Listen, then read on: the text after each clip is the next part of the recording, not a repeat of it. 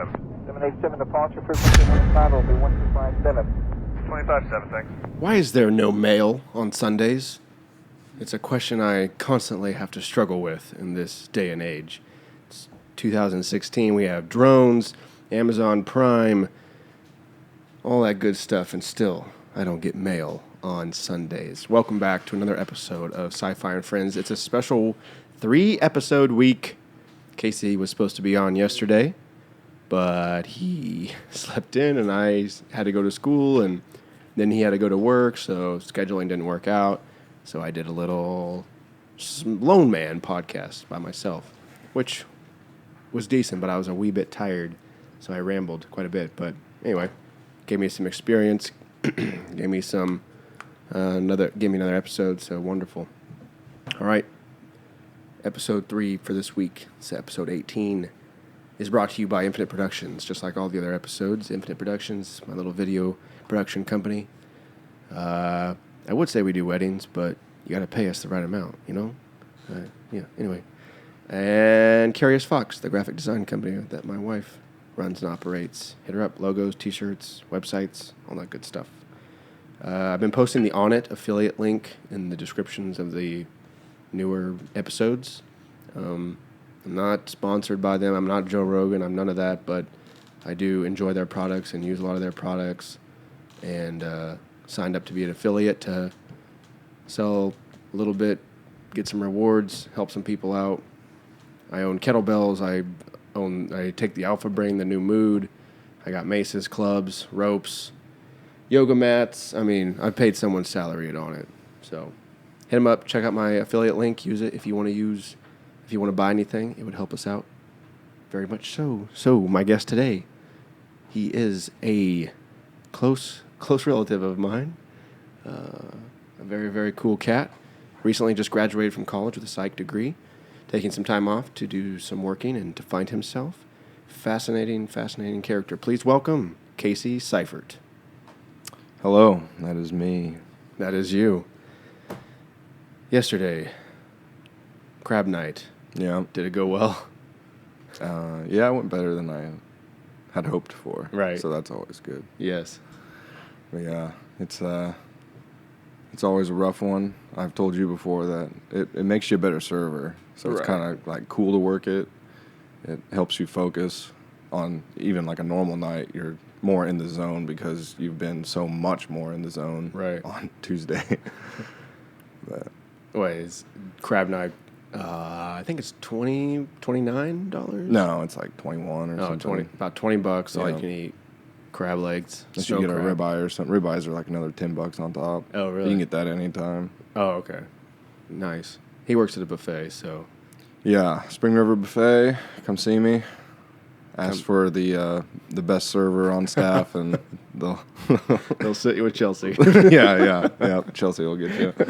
But if you ask for one of the guys, then you have like a 33% chance that it will be me. That's a very, very specific statistic. I think there's 3 of us, so you're gonna get one of us 3 if we're all working. Okay. But yeah, it's funny. We went from valet, and all 3 of you guys, all 3 of us came from valet, and on the valet staff, it was all guys. He was just the managers, everybody. It was all guys that you're working with. And then we transferred to the buffet, and it's complete 180, and it's all girls. We got to deal with all female, all managers, supervisors, staff. It's kind of funny. I don't know. That's strange. I'm trying to think of all the restaurants that I've worked in. I mean, Cheddar's had, Cheddar's was definitely female heavy. Mm-hmm. There were like 3 guy managers, and then but Buffalo Grill was all women. Me and a couple other guys, and then Red Oak is definitely woman heavy. Yeah, you got a couple guys over there, a couple back servers. Yeah, the back servers and the chefs then is kind of where the guys are. Yeah, and then Jose. So you'd graduated, let's see, in May. With a psych degree. You pounded that out. You started did you go right out of high school? Yeah, unfortunately. Yes. Yeah. What do you wish you would have done? I wish I wouldn't have believed that I have to go to college directly after high school. Because in high school they did concurrent credit or college credit or whatever. Right. And so my thought and the thought of a lot of people, which I mean is good and bad in some ways, but bad for me and for some of the guys that I've talked to, because you do those, but that's like kind of valuable time in college to take those classes and like grow more rather than, you know, knocking out A&P, knocking out, you know, some of these calculus, even like psych. My first psychology class my senior year, and it was the first year that they had offered it at Riverton. I mean, it was cool to take, but then again, maybe that should have been taken in college. Interesting. Just delivery different, and I mean, Mayfield definitely knew what she was doing. She has a psych degree, but at the same time, I don't know, some things maybe just should wait for college. But in other situations, like Bob and Miles, two of the smartest guys in our grade, they knocked out calculus, you know, and that was valuable because they knew they wanted to be an engineer. So they get to college and they're like, all right, well, I've retained calculus. Whenever, you know, Trevor and I just get through. Let's just make it, you know, like, if we sprint, we can make it. Mackenzie, do you have the homework? Or so I don't know. I mean, it can go one of two ways. But I think some time off after high school, I just didn't. I don't know. There was never the thought of you don't have to go to college. You'd see people. I remember one time, even Mayfield was like, "Who in here is planning to just go straight into work after high school?" And you know, a couple hands went up. It was just like, "What? What? Yeah. Why would you do that?" Right. Because it seems like they're unambitious in a way. Just kind of like, well, I'll just work. Right. Like, all right, I'll get this done and call it good then. And they're usually not going for very prestigious jobs. Like, no offense to anyone that does any of these jobs I'm about to mention, but like, I'm just gonna work it in the mechanic shop. You know, I'm just gonna work at the grocery store or whatever. I was talking to Marcus Wright, and he graduated with me not too long, or I was talking to him not too long ago, and he was saying that he's doing something like that, working in a machine shop or something. But you know, even 5 years out now, even he was just like, yeah, I mean, this is temporary. It's okay, but definitely don't want to do this for life. Right. He was getting ready to go back to school for something. Yeah, the educational system, especially the what do they call it? Higher education, is definitely geared towards people that know what they want to do. Yeah. If you know what you want to do, like, and you're pretty set on it, you can use the system to benefit you quite a bit. You also don't need it all the time. No. If you know what you want to do, then you might not need college. Which, I don't know. Oh, I'm thinking about Miles, for your example of Miles. I mean, he's like, I'm going to be an engineer. Right. So then suddenly your path is just laid out. And you're like, oh, I can knock out 2 classes in high school that cost me nothing. This is a public school. Saves me on tuition and time, and I can take more in college, graduate a year early, be in the work market or a grad program a year early than where I should be. Or I don't know. It just seems like it works out more for the people that have chosen their occupation, rather than a traveler or a wanderer or someone who's not quite sure, which is probably most of us. Yeah. Doesn't really work in their favor because they're either wasting time or wasting money, or they fall into a trap of, well, I have, like Kelsey used to think this way.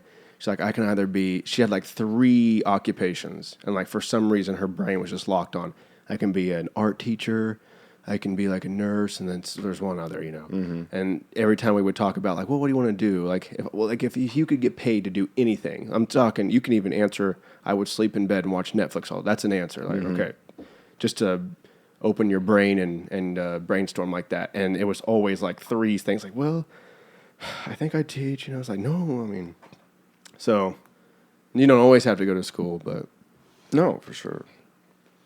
Do you plan on going back? I don't know. It's hard to tell right now. Right.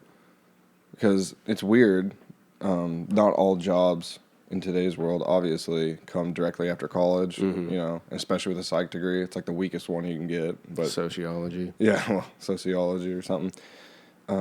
But then I get out and I have one of the best jobs, well, best paying jobs I've ever had. And then I get another best paying job I've ever had. So now I'm working 2 jobs that are both the best paying that I've ever had. Right.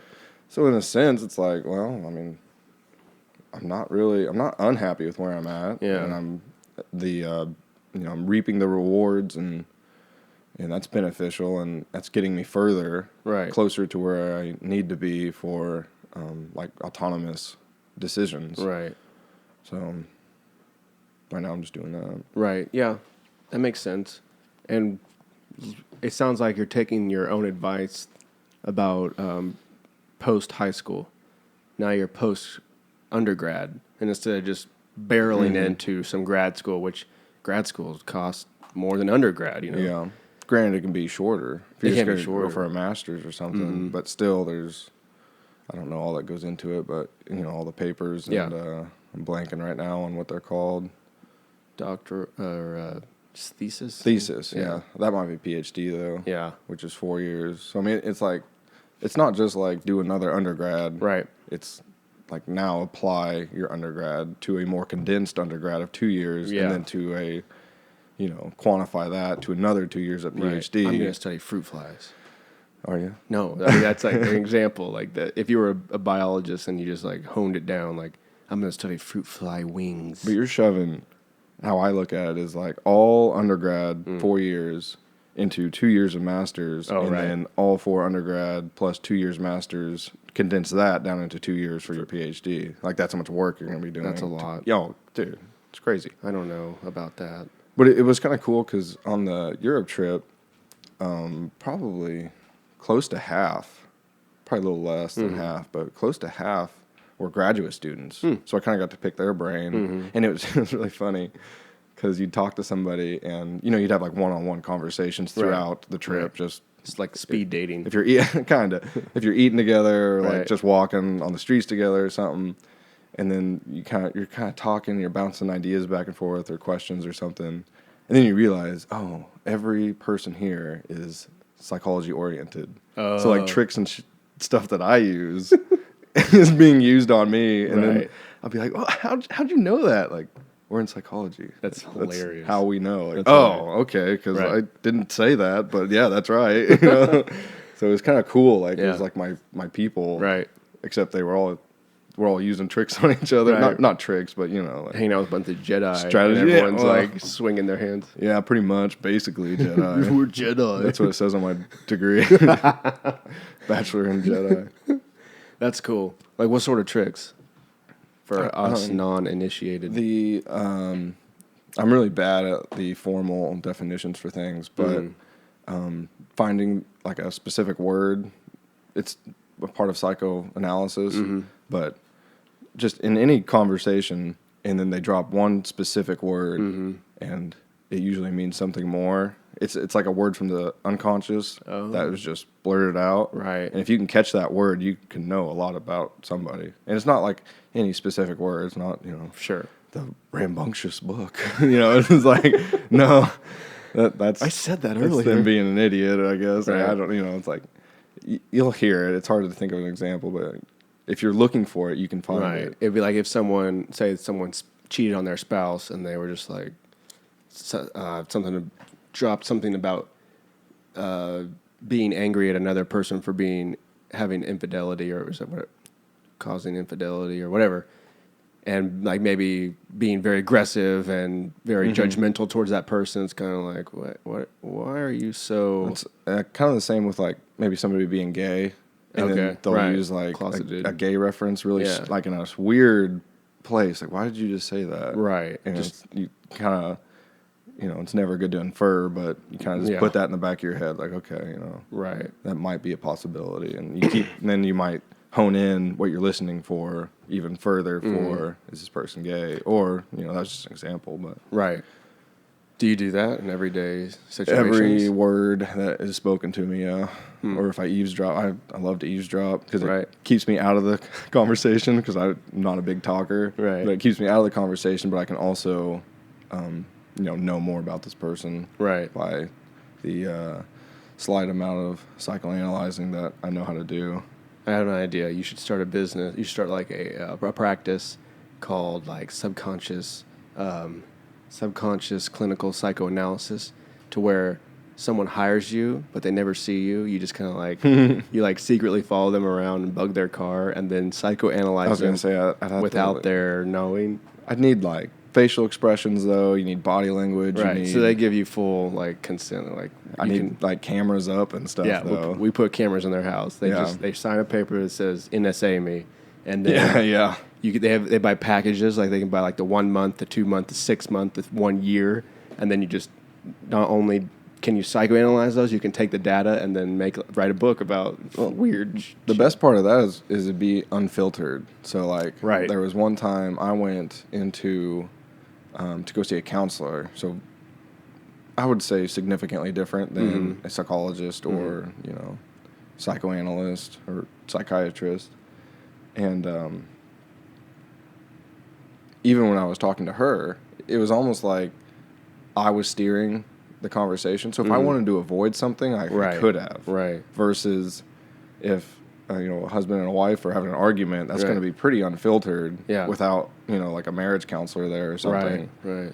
To where you could pick up on what the real issue is, and most likely probably not what they're fighting about, which is sad. I've thought about this a few times in class when I was in psych classes, and just being high and whatnot. But you're more intimate with like technology than you ever are with a human most of the time. Like you're extremely unfiltered with your phone, right? Your search history. Think about yours, not yours, but just think about a person's search history on Google versus what they want to show, what they've searched on Google. Google knows way more about you and your searches and your interests and your fetishes and all that kind of stuff. Same with, I've had the thought where if I were to lose my wallet or my phone, and my phone's unlocked, I would much rather lose my wallet because my phone has the note app, and I have like 400 notes, and some of those are so dang intimate. Right. Like if my phone were some sort of conscious AI type being, it would know me. It could just write a book on Colton, on all my flaws and all my strengths and like all the deep intricacies of who I am and what I do. And I've always thought how good a psychoanalysis of a super artificial intelligence would be, because we have the problem, we have the uncanny valley with robots to where they freak us out. Like they look real but not real enough. But if say it was just like a box, and then you pay for therapy where you go and you just tell the box whatever you want. Think about how open you would be. And they call that a dog. Sure, yeah. It could be a dog. It could be an animal. It could be a journal. I would put it together as comparing a dog and a cell phone in the way of a dog is a... oh, shoot. I had a good one. Okay, we'll start with the phone. The phone is an intelligent, unconscious thing. A dog is a conscious... let's see here. Just the fact that your phone is a better record keeper. You can, like you said, put your notes. It'll keep notes, your cache and stuff. It'll keep notes that you don't even want to keep. Right. But it'll still keep it. Yeah, right. To where then your dog will just like filter it in one ear and out the other. But you're still confiding. You're confiding into basically an object. That's not a non-person object. A non-responsive, non-judgmental. I mean, the non-judgmental is the big thing. True. The dog's not gonna, why did you say that to your mom? But that's for sure the biggest... It's a big advantage to being a psych person is that like what they'll preach to you over and over and over again is the biggest thing you can't do is be a judgmental person. You have to be completely open. So that's what I liked about it, I guess, is you have to be super open-minded, because if somebody lays some shit down on you that's like hard to take, you gotta take it without reacting. And so if they say I'm engaged and I slept with 4 guys last night, you just have to like blank face, like want to make it 5. Well, yeah. I guess if you're corrupt, then yes, but I just think like child rapists, like that would be so hard. That's what a lot of people say. Like, how do I deal with pedophiles? Right. It's just like, we talked about that now. You're not the cops. You're not the executioner. You're not. Right. It's like you just have to deal with it. Yeah. I mean, they need help too. Sure. I mean, there's a difference. I think pedophiles it's a sexual orientation. It's not, you know, gays used to be looked at as a disease. Right. If you're gay, you have a disease. Right. And there's pedophiles and pederasts. Have you ever heard the difference? I've heard the words, but I don't know the difference. A pederast is a pedophile who acts. So they are they touch the kid or whatever. Right. A pedophile is like being gay. It's just, I'm attracted to kids. I haven't done anything with kids, but I'm attracted to them. And so like you can't even tell your psychiatrist that you're a pedophile, because then they have to call the cops. Whoa. And then you're going to jail because you admitted you're a pedophile, even though you've never touched a kid before. Even though the actual definition is I'm attracted to kids, this is not ratting myself out. Well, it's a psychiatrist. You're not ratting anything out. It's supposed to be even playing ground. You can say anything you want. The psychiatrist is there to help you. You're there for help. Right. Hey, how do I deal with this? Can you tell me how to deal with, I don't want to act on it. I know it's wrong, but I'm just sexually attracted to them. They got to call the cops on you. So what if you were to like kind of be like, I have a problem and it deals with kids. I don't want to say what it is because I don't want to go to jail. You better trust your psychiatrist. Yeah. Because by law, they have to report you. And then you're going to go on the list for life and all that shit. And you're probably going to be a sex offender or something. I mean, definitely have the microscope on you after that. Right. But it sucks, though, because then how do pedophiles get help? Well, then they don't get help, and then they go touch kids or whatever. Right. Yeah, there's so many, like, so much of that within our culture, within the Western culture, to where I'm thinking, like, drug laws. Yeah. I'm thinking of the prisons that we have. And then a lot of the things that stem from psychological disorders where we don't deal with them in the correct way. Pedophiles being one, treating depression is probably another one. How do people get their fix? Not their fix. How do they get back to homeostasis? Yeah. No, we throw them in a pin because they have schizophrenia or whatever, or you know what I mean. Yeah, drug laws are bad at that, and FDA too, because I just saw something on Twitter not too long ago that was like, due to propaganda for this certain drug, people don't want to take it, but then it's like anti-suicidal. So since the FDA bashes on it so bad, these suicidal people like, oh, I don't want any of that. Well, it could save your life, right? So it's like vaccines. You see a couple tweets about anti-vaccines and, my kid got autism from vaccines, let alone, you're putting your kid in danger to get smallpox or something like so. That's horrific. Yeah, and spread it. Yeah. Dismantle our herd immunity as a race. What's your opinion on, I don't know if you're familiar, and if you aren't, I can pull it up, the robot, the sex dolls that are kids for pedophiles? Yeah. What do you think that's a good thing, bad thing? It's a good point, because I also have a similar argument of, say somebody is psychopathic and they have a burning desire to shoot up an entire church. They just hate churches and they just want to, whatever. I'm not going to say any churches, but they just, they just want to kill people. Right. So then they go buy a virtual reality headset. They put it on, and if you've never done a virtual reality headset, it's hard to explain the submersion that you go into, because it's just like, oh, it's just like a video game or something. Like, no, it is legit. Yeah. You are in this space. Your headphones are good enough that the outside stimuli is cut off. Right. To where. There was one time you were on it, and I went to the kitchen, and I was like opening the fridge and stuff, and I was like, that light shouldn't be on. I poked my head in the office, and you had it on. Yeah. I was like, oh, I didn't even know you were in here, and you had no response. You didn't even, it's like, you can't look at me. No. You're just looking randomly around the room. Oh, I'm in a different world. You can't hear me because you got music, or you got, like the girl talking to you or whatever. Right. So is it okay for a psychopath to put on a headset and go full GTA, literally, just killing people that looks so real? It looks completely real. You're in New York and you're blowing up buildings. Like, should they be able to do that? I don't know. I don't know if it would like quench their thirst in a way, or if it would open the door to, let's make this reality. Let's make it happen. Yeah. I'd double down the question is it okay for a non-psychopathic person to do that? A normal... Would they want to? housewife. Well, maybe we just say we get some random house chick. Hey, check out the VR. What's the goal? Your goal is to wipe out this whole city block. Choose your weapon. Oh, get the RPG. Yeah, okay, go.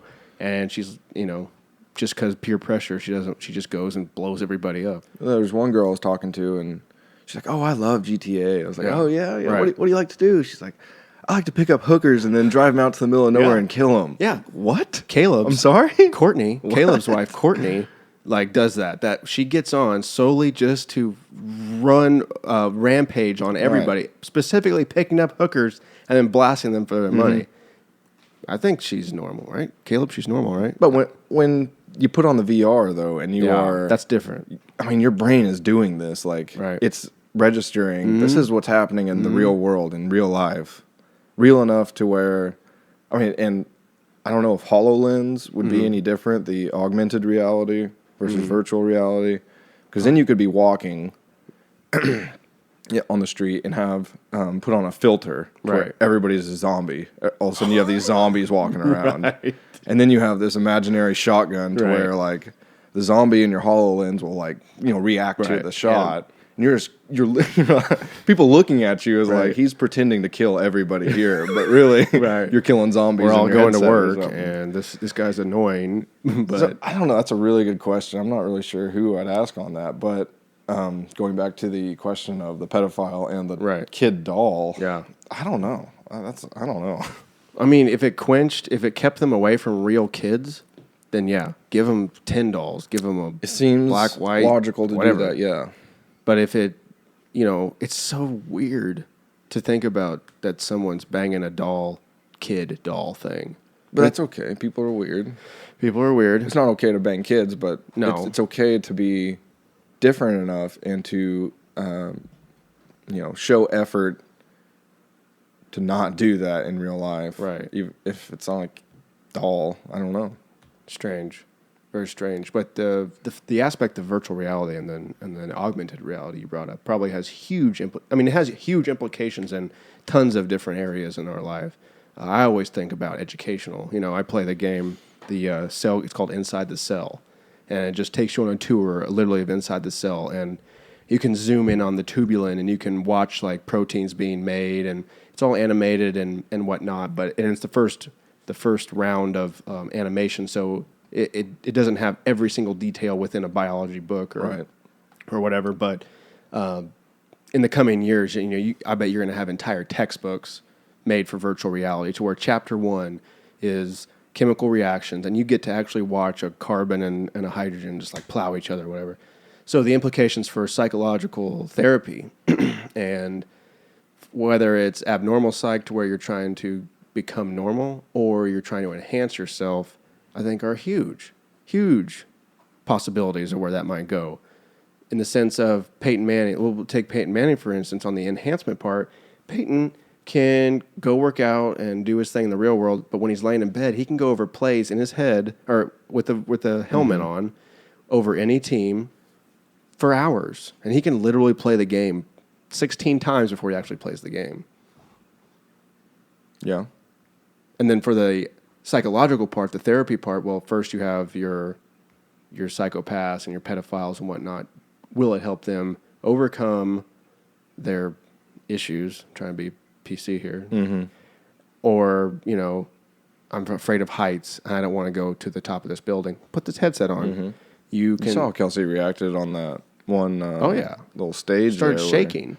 Like Her body curled shaking. up, like almost like fetal position, standing up, like I can't move 1 inch, and she's in the office. She's in the right. On the ground. Now add in fans that are blowing, add in some shaking. Maybe your platform shakes a little bit, swaying in the wind, and then you've enhanced the realism so much. And this particular example, she's already trembling.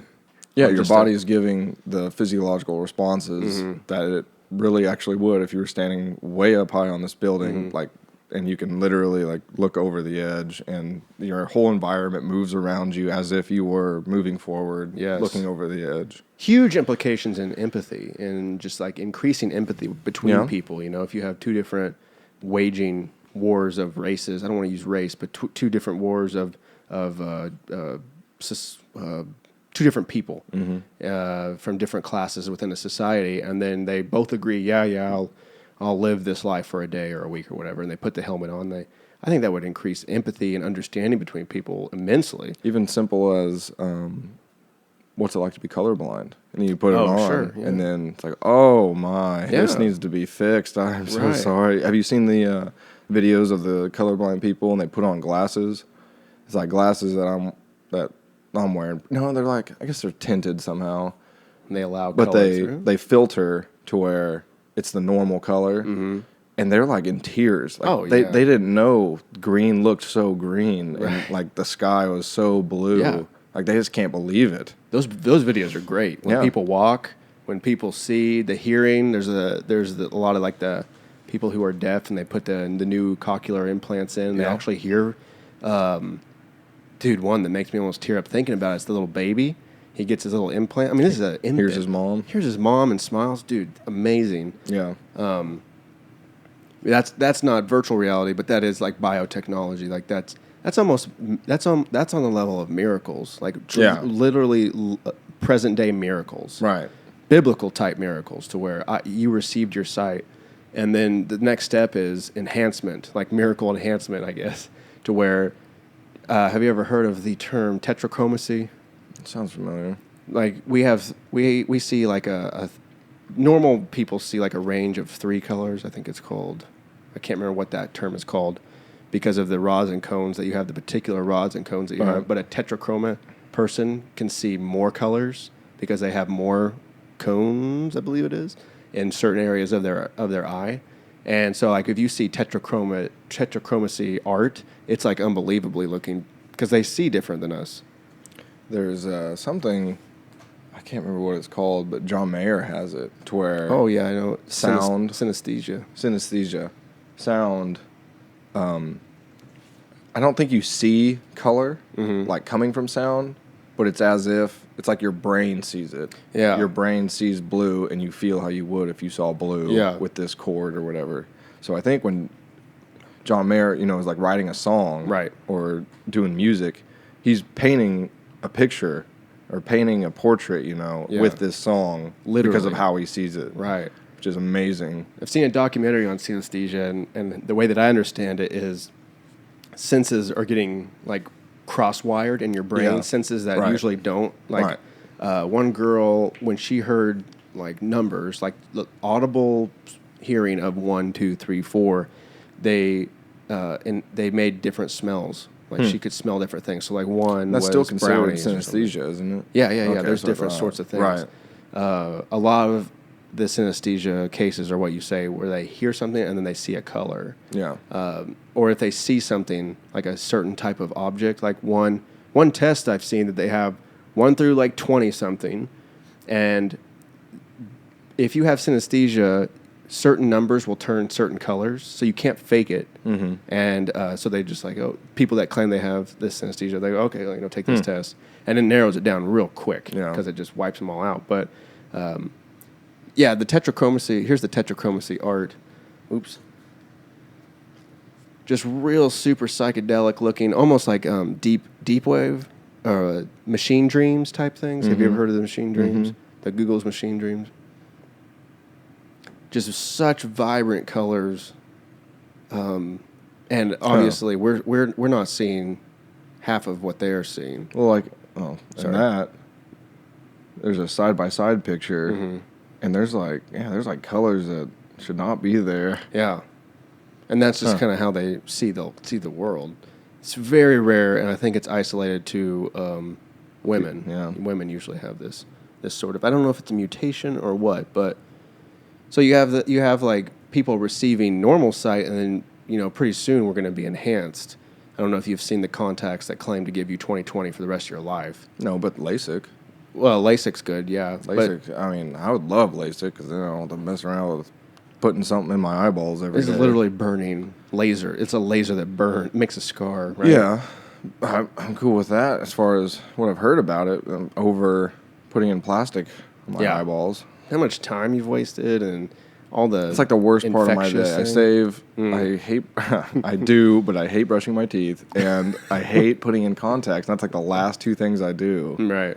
It sucks. And I guess I shouldn't say that because usually I'll do my hair and beard or whatever, and I put stuff on it, and then that's on your fingers, and sometimes it's hard to get off. Right. So you gotta like do contacts before that, so you don't have gel in your eyes or whatever. That would not feel good. Oh, dude. Contacts never feel good. There's never a time where it's like, man, my eyes feel so good. Like getting massaged. On the commercials, though, they look so happy. Yeah. They can see the world. Yeah, the idea of biotechnology, like enhancing us to a point of, maybe not dying, like having immortality on the... I guess Alex and I talked about the difference between immortality and, I forget, is invincible and immortality. And one being you could get smashed by a boulder and you wouldn't die. You're just like, I'm stuck here. I guess that was his philosophical argument that would not be a good thing because inevitably you will get stuck somewhere. And not die. For a long time, yeah. The mafia drops a cement block on your feet and you go to the bottom of the ocean, you don't die. That would be invincibility. That would be immortal. Invincible. I think it'd be... Immortal's like when you can't age. Like you age and you just don't die. If the airplane crashes, but you're dead. You're still gonna die. Right. Yeah. When that was invincible, nothing can kill you. God mode. Yeah. Right. Okay. That makes sense. Yeah. But biotechnology taking us that far to being immortal, on the sense of you have so many nanobots in your body that regulate cancer cells, and you got cancer. It's as easy as deleting an app on your phone, Oh, well, let's take care of that. Right. And maybe going so far as to upgrading the human body to be custom made where Casey has 6 arms and not 2, or, you don't have, when's the point coming to where you want your legs surgically removed because the bionic legs are better? Yeah, true. That's coming. Yeah. And we've seen the runners in the Olympics who actually make time. I don't know if they've taken gold, but they compete. They're in the Olympics. With no legs. I have legs. I'm not in the Olympics. I don't train for them. But so you're seeing this progression. 3 ways the Homo sapien is evolving. 1 is the natural way. Just time on a timeline. You're going to evolve and change and have mutation. The second wave of evolution for Homo sapien is biotechnology. Evolution through the use of our tools. Bionic legs, eyes, all that kind of stuff, nanobots. And then the third wave of evolution for Homo sapien is like genetic manipulation via CRISPR, via whatever other sorts of gene pathways that we can mess with, where we can edit and write and, produce a different sort of genetic code in any way we want. I want fingertips that glow. Okay, there you go, inserted. So well, there's a whole field of psychology that's aging and death, which that would be with the because invincibility. It's like I don't see that happening anytime soon, right? If ever. Immortality is a different story, though, and the one thing I would fear about that is like we need to die. People need death, and that's part of life. And I think it's really peaceful, like hearing a death story where there was complete acceptance and there wasn't fear, and it was a letting go, not a fighting for life. It's just this is part of my life, and this is when I die, and it's going to happen now, and whatever happens, happens. So with immortality, you're gonna hit that 100 mark and feel like you're 25. I don't know what the brain, what the psyche is going to do about that. I don't know if you're going to go like full blown arrogance and nothing can kill me because I'm this old and I feel this good. I don't know if like the wise factor, like stupid Marvel shows or whatever, it's like Wonder Woman's 800 years old or whatever, and she's kept it together. Yeah, she's completely sane, and I think. Man, people can't make it to their 40s without losing their mind, much less being hundreds of years old and still coherent and fully functional as a person. I don't think they're a human anymore, but a person. Do you think that has to deal with losing people? Like if you say you're the one that's invincible, And it's like say the wise man on the mountain comes down and he goes, "Hey, Casey, I have a gift, but only you can have it." Okay, I'll take it. Now you have to watch everyone die around you. You feel great, but my back starts, getting out. And not only do I die and dad dies and mom, everyone that's close to you, my kids die that you watch grow up, and then those kids die. And it's like you go through all these generations and friends and family, and you're good, yeah, but they continue to almost like come in season and then go out of season. I think it'd take about one generation before you were like, okay, let's pull the plug. Like, I'm tired of meeting new people. I don't want to. I miss these old people. Yeah. I don't want to meet new people. Even old people nowadays are just like, what's your name? I don't give a shit. Just like, I don't care. Right. Can you just get out of my way so I Right. can like spend time with the 5 people I actually care about? And I think after a while, you'd totally be a recluse, and you would totally isolate yourself, go live in the jungle or something. I don't know. I mean, you do some crazy shit. I think you'd probably become a superhero in a way. That would be a route that you might take. Just like, well, I'm not going to die. I guess I'll keep people safe that are around, Right. and not love anyone, and just be totally unbiased towards anyone, and just make sure no one sets off nukes. I think it'd be hard to love or to not love somebody, because sometimes you just meet that person and it's just like already I love you. I don't, it's like there's nothing I can do to stop this. Yeah, that's true. And one thing I've learned through my few years is when that happens, it's okay to let go. Keep loving them. You don't have to stop loving them, and you don't have to your love doesn't have to stop for them just because you're not in contact anymore. And I can think of a few exes right now that's just like, man, I still love that person, like they're dating or they're married or whatever. It's like, good for you. Right. I still love you. I'm still happy for you, and I've still got your back, if you ever needed anything.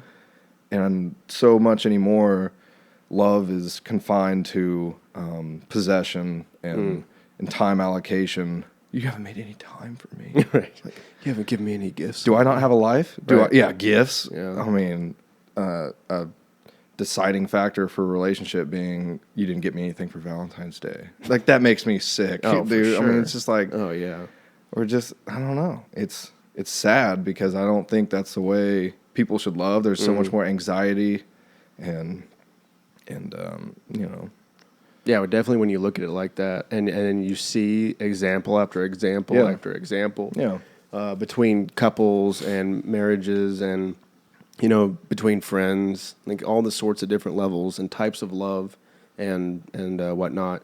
You see that over and over again, to where jealousy arises and selfishness arises, when really there's no need for it. No. There's no need for it. In fact, love is so endless and boundless that you could actually add people in. You can actually add people to your love group. You know? I'm not talking foursomes or whatnot. I'm talking like your Dunbar number or the people that you love. You can actually continually can give love to more people. Right. You're not going to run out. No. And the only thing that always comes up is trust.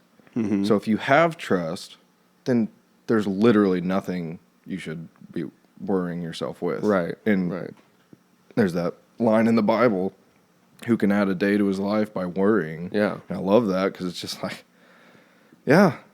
use the fuck it factor and fuck it. Who cares? And I was talking to, who was it? I was talking to somebody, and we were talking about this, and it was like, as I'm with this person, they haven't cheated on me yet. At least I don't know. And so since I don't know, and I have no reason to think that, and they have no reason, they've given me no reason to not trust them, then I'm just going to continue to trust them and be a happy, And even texting. Some people text, and I can think of an example right now, but I won't call them out.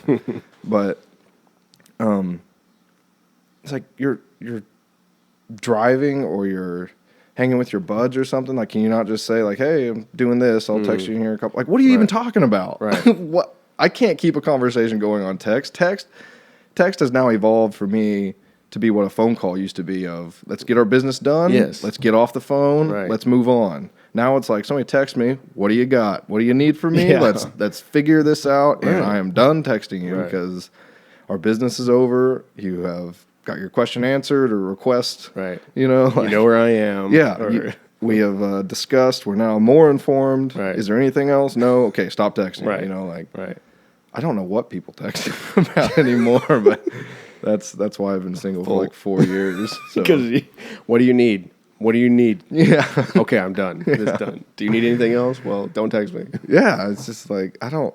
I hate staring at my phone anyway. And Yeah.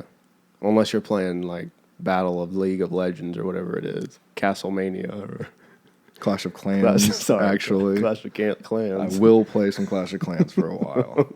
Other than that, though, don't talk to me. Yeah, that's fascinating insight. I've never really thought about that. Your observations on communication, trust, and boundless love. Most of the problems, from what I've noticed between couples or just human relationship, is lack of or incompetent communication. Huge. Just because language is limiting, drastically limiting. You know, I can get some good ideas across to you. Like right now, we are communicating different ideas, and because we are brothers, I can understand you quite well. But there's probably someone out there that just probably doesn't get what we're talking about as well as I am getting what you are saying. Right. And then word choice and whatnot. You cannot express emotion to me very well. I can't feel an emotion from what you tell me. Like if you were, That's where empathy comes in. Yeah, that's where empathy. I mean, in a way, I can, but not. It's not a direct. It's not a 1-to-1 ratio. It's not a direct connection. It's like I can see where you're coming from, but I'm still not in your shoes. Right. Yes, right. You're looking at the sun and you're telling me how beautiful it is, but I'm in the ditch and I can't see. You know, but I can kind of make an idea of what it is. So that is limiting, and then just the way to do it. Emotions get in the way, especially where you suspect that someone's cheating on you, or you have this idea in your head. You know, one thing that like lately people have been like putting in my head. I don't even know if I should talk about this, but the idea of if someone were to pass away, who's going to have this and what's going to have that. Just these weird little tiny drops of comments like, well, what's going to happen when they go? What do you mean what's going to happen with that? You know, I don't really want to go into that. You mean like who cares? No, just like, why are you... I know what you're implying. You're implying that someone that I love is going to undermine me and backstab me and screw me over. After death? After death. Not after someone else dies that controls it. Oh, I got you. Yeah. I got you. Right. The ringleader passes away, and then suddenly there's resources on the table that, you know, in my everyday life, I would not... You know, I'd have a conversation with this person and say, hey, let's figure this out. Not, it's all mine or whatever. But these comments keep coming in. So if you're getting what I call seed planters, Chris and I call them seed planters. And I told Adam this when we were getting married. We had a little devotion moment where we had everyone at the house and we had dinner and whatnot.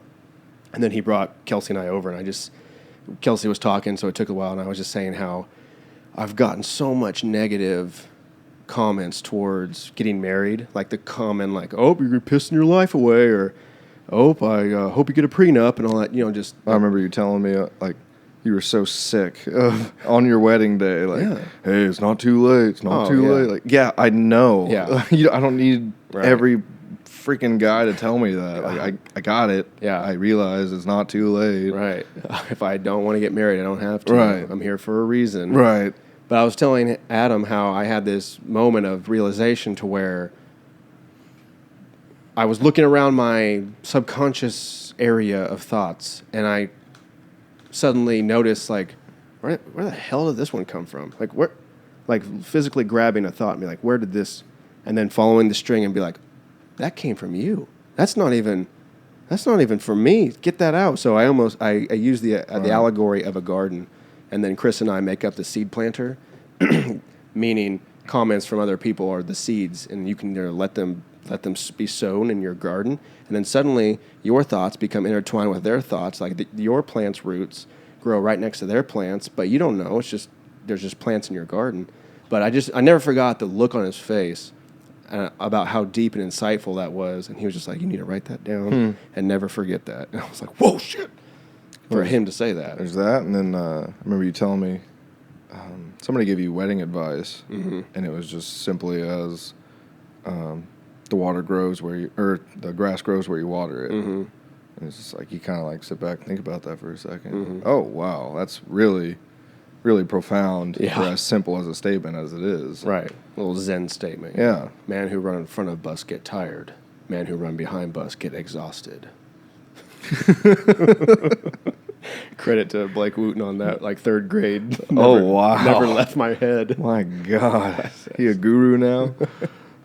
That's hilarious. He cracked me up. I've never forgot it for some reason. Yeah, but it's funny how the difference between like knowledge and wisdom. Wisdom usually is compact, time tested. It works all the time, throughout time. No matter if you live in Greek and Roman era, you're a caveman, or you live in planet Xenon.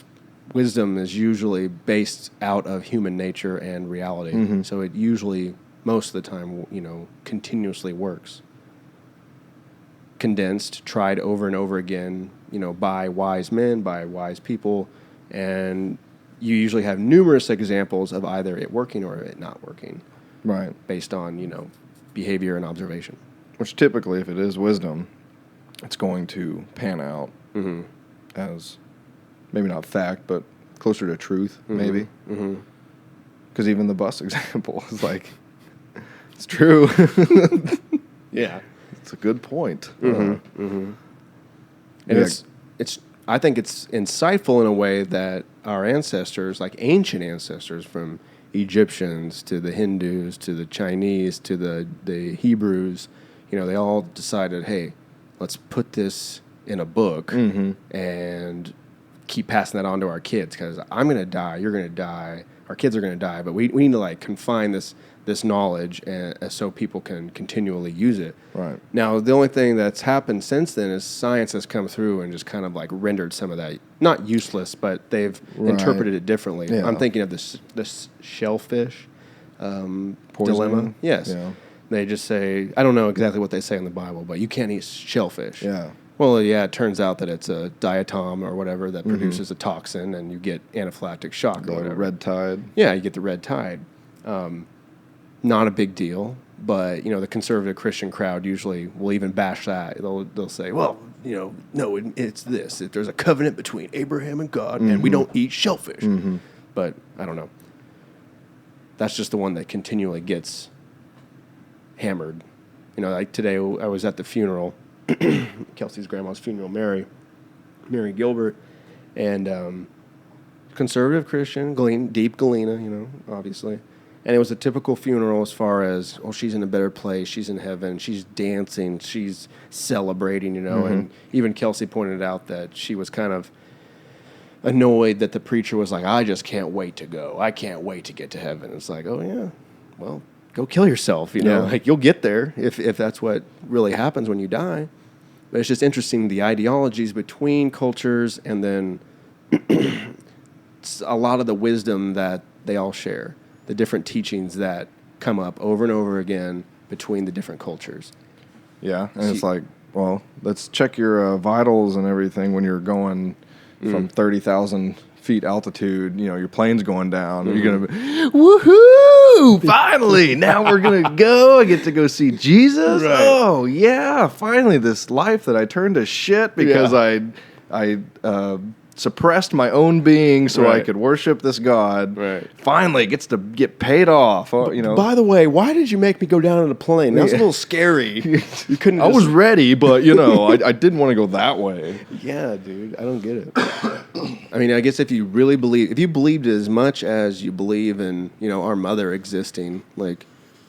That's and you should be psyched. That's where her belief is, for sure. Though. For sure. Like, it is literally real, and there's nothing. Why would you not take it literally? When I don't know, we're just raised in a different time, and it's hard for some people, especially like our family, who is. There's not many outliers that are like, I'm not really into that. It's like when we're having the.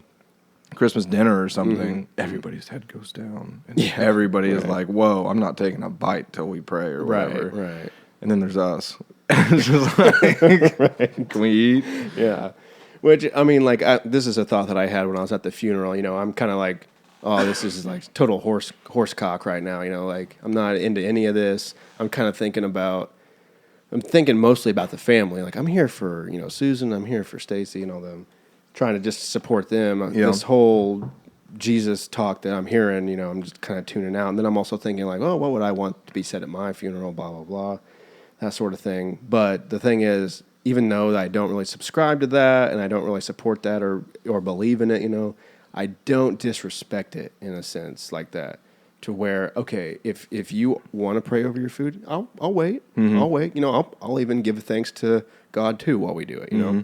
But I don't have to believe tidbit by tidbit what you do. So why is it that typically, and I'm going to use Christians here just as the example because we're so predominantly in a Christian area. Right.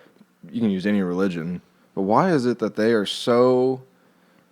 They want you to believe it. Yeah. They're so, like they will go and make you feel the most uncomfortable you've ever felt in your life, just so you can. I remember one time Trevor and I went to this church. It was with like Carrie, Corey, a couple really Kylie, good-looking girls. Yeah. From this is back in high school. Trevor and I, we got invited to their church. Like, oh yeah, well, let's. It was like a night gathering or something. Like, man, we're gonna get some puss after this. Like totally pumped. So we go and then there's like we're there and there's like 3 or 4 of the girls and me and him and we're just like, all right, let's get this crap over with so we can go hang out or whatever. And then there's an altar call, so it's like, oh, everybody's going, and Corey's mom was there, and so a bunch of people go up to the front and. As people are going up, some of them kind of look over at us and like gesture, "Hey, come on up," and we're just like, "Nah, we're good." And then finally, like Corey's mom or something is like, "Come on, let's go." We're like, "Oh God!" So we're like, "All right," so we go, and there's like a group of people, like 10 feet long of people, just packed up at the front. We're in the very back. That's where we want to be. We just want to stay in the back. And ever so slightly, we keep getting passed forward and passed forward. And for some reason, it's both of us. So by the end of this whole thing, we are dead nuts center in the front. I mean, completely in front of everybody and like right next to the stairs leading up to the altar. Mission successful on their part. We have probably like 10 hands on our back. Everybody's praying. Like we're being weighted down by these hands that are praying on us. They're speaking in tongues. What? We have our heads down and we're kind of like glancing over at each other just like, what the fuck is going on? Like, this is not what we came here for.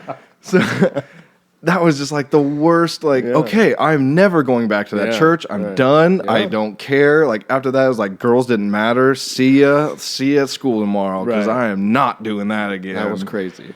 And so I don't know. That's almost even like an innocent attempt because now we have Facebook and my God, you have seen some of the religious people's arguments and how they will degrade you. They will make fun of you. They'll look for backup, and then, of course, there's plenty of backup to come. And then you have, like, 5 of these, quote, Christians just firing nukes at you. It's like, what are you doing? I thought you were about acceptance and everybody's welcome, and shouldn't you be, like, inviting, not like, chaining us around the neck and pulling us, you know? Like, shouldn't it be an invitation? Why do I want to join something like that? Why would I want to hang out with you people for any more time than I have to, if that's how you behave and act. Rude, being smartasses, just like, wow, okay, wow. Yeah, that, I mean, I bet that's what Jesus would do too. Yeah, he would, but no, I'm just kidding. That's like a huge problem in our area as far as whatever Christianity was or is or used to be, totally got thrown off the rails when it entered certain areas. I mean, you can see that throughout time. The Crusades, obviously, that wasn't the greatest thing. There's a lot of killing in the Bible. I mean, if we're gonna discuss a little bit of biblical stuff, the light's right over there. Yeah, I just forget to turn that on. Oh, let there be light. Yeah, Genesis 1. Yeah, they're like, if you go back to the Old Testament, there's so much death and so much killing, and God is totally cool with it. So, but people use like, oh, we aren't in the Old Testament anymore. Yeah, they totally disregard Old Testament. Yeah. So then, well, I mean, it's but okay. Hey, so should I just read the New Testament? That or like, okay, well, let's talk about creation. I thought, you don't use the Old Testament? Well, that's like book 1, right? So guess you're with Big Bang Big Bang with us now, huh? I think it's almost worse that people will trick themselves into believing, maybe not trick themselves, but make themselves believe that God, boom, created the earth or whatever. Right. And can you just say you don't Scared know? me. It's okay to say you don't know if you don't know. Right. That people, man, they hate admitting that they don't know, and that is like one of the most powerful things you can do. You're going to learn way more that way, rather than like, here's my piece, here's what I know to believe. Why don't you just listen? Right. Listen to what these people have to say and expand on your knowledge after what you've heard. And you can accept it, dismiss it, you could laugh at it, you could live by it. Going back to your question, like what makes a person do that to where they do not shake on their belief? It's, for one, the belief in God is tied up with the belief in mortality and what happened. And death is like the scariest thing ever to all humans, because it is the great unknown. It is the point of no return. Everyone's got to do it. It's not like, oh, dude, I drew the non-death card. Like I get to live. I don't get to do that. No, it's like, nope. It's all of us at any moment. It's not like we get to go to 60 and then we're done. No, at any moment, we're all going out and no one has a fucking clue what happens on the other side. We have some stories about people that died, came back. Well, then you can ask, like, well, did they really die? Maybe they just went to like a purgatory. Like maybe like coma or something. The great spirits know, like, he's not really dead. Don't let him in. Yeah, just keep him over there. Right. He's going back in the hospital room 101 in like 10 minutes, like whatever. So you can't write that off, But it just makes life a little easier to believe that grandma's in heaven. Grandma is happy. See, that's the other thing, is that it's hard to bash, and especially at a funeral, it's hard to bash what they're saying, because it's the words aren't for the person; they're for the people listening. It's for who's left behind. Yeah, and it's comfort to them. Right. And even Wayne's funeral, I didn't go, but I remember one of his daughters. I don't know who it was. Sorry, Jen or something, maybe. It was Nikki. Somebody had some words that Mom was just like, she just couldn't believe, and like, Wayne doesn't give a shit. Right. The words are for the people. Well, we don't think he does. I mean, I'm going to go ahead and play my card on he doesn't care. Right. He's, But yeah, it's for comfort of the people, and I can respect that. Yeah. Like, if you can die happier thinking you're going to heaven, all right, go for it. I'm not dying thinking I'm going to hell, though. No. I feel like I'm in hell right now, but just kidding. Damn, dude. We need to talk off the record. Just pause this for a Tell second. me what's going on. Hold on. Jeez. I'm just kidding. But yeah, in that sense, when Kelsey and I were coming back from the funeral, we had the conversation of, man, why do preachers always, like, his ending line was like, what will your epitaph be? What will your life be condensed? What sentence will your life be about? It's like, I'm not here for me. I'm here for Mary and Mary's family, and just like giving them support and whatnot. Yeah, but it sounds like you took part in the thought experiment. Sounds like you were thinking, what would my life be condensed down to? No, I mean, I gave it a passing thought, but then I rendered it out to my question, my thought was, why do preachers always gear it towards that? Like, they always gear it towards, make sure you know Jesus, make sure you're in cahoots with Jesus when you go out. And it's like, well, that's great and all, but I'm kind of here for comforting them. Like, does that enhance them? As when I say them, I mean the family. Does that, comfort them more? And if it does, great, say it. I guess you already said that about just respecting people's beliefs, because it's not my mom's funeral, it's not my relative's funeral, and if it was, I don't think I would be saying some of those things. But who knows? I don't know. It's interesting you bring up the pastor point. I've never been to a funeral where God was not a factor. That was my comment earlier, to where the belief in God is tied up in mortality most of the time. Most of the time, God, the talking about God, the discussing the thought processes of God or the higher creator deal with one of two things: creation, how the hell we get here, or destruction, death, end of time, Omega, whatever that is. That's what the dealing of God and the belief of God consists of. So it makes sense to me that God would always be brought up at a funeral, at a human tradition, ritual that deals with the passing of death. But that can't be every single funeral. If a person is, around here, probably it's going to be geared toward Jesus and God and living your life for Him. But there's got to be somewhere, and I'd be very interested to hear a sermon over a funeral that is not geared toward God. Like what Native Americans, I would guess, like the Quapaw tribe. It's like ritual. Is there words spoken? I wonder? Yeah, there's words spoken. They have like a fire that's lit and it burns for I don't know how many hours. And there's always someone with the body. So like you take turns. So like if I were to pass away, like you would take between 10 a.m. and 2 p.m. and then Kelsey would come in, or and there would always be someone in there keeping the fire lit. And I don't know if you do some sort of prayer or whatnot in there. I guess most of the words would probably be like for the person and for the family. Right. Give us strength to get through this, and depending on what you believe in the afterlife, travel well. Travel well across the life or the lake of. I think it's pretty universal that I don't know, this is probably a huge assumption, but decently universal that there is something after death, whether it be life, whether it be ghost, whether it be angel, whether it be something. It's not just lights out. But still, the best two that I've heard is think about the time before you were born and think of it as rain over the ocean and you're just a drop.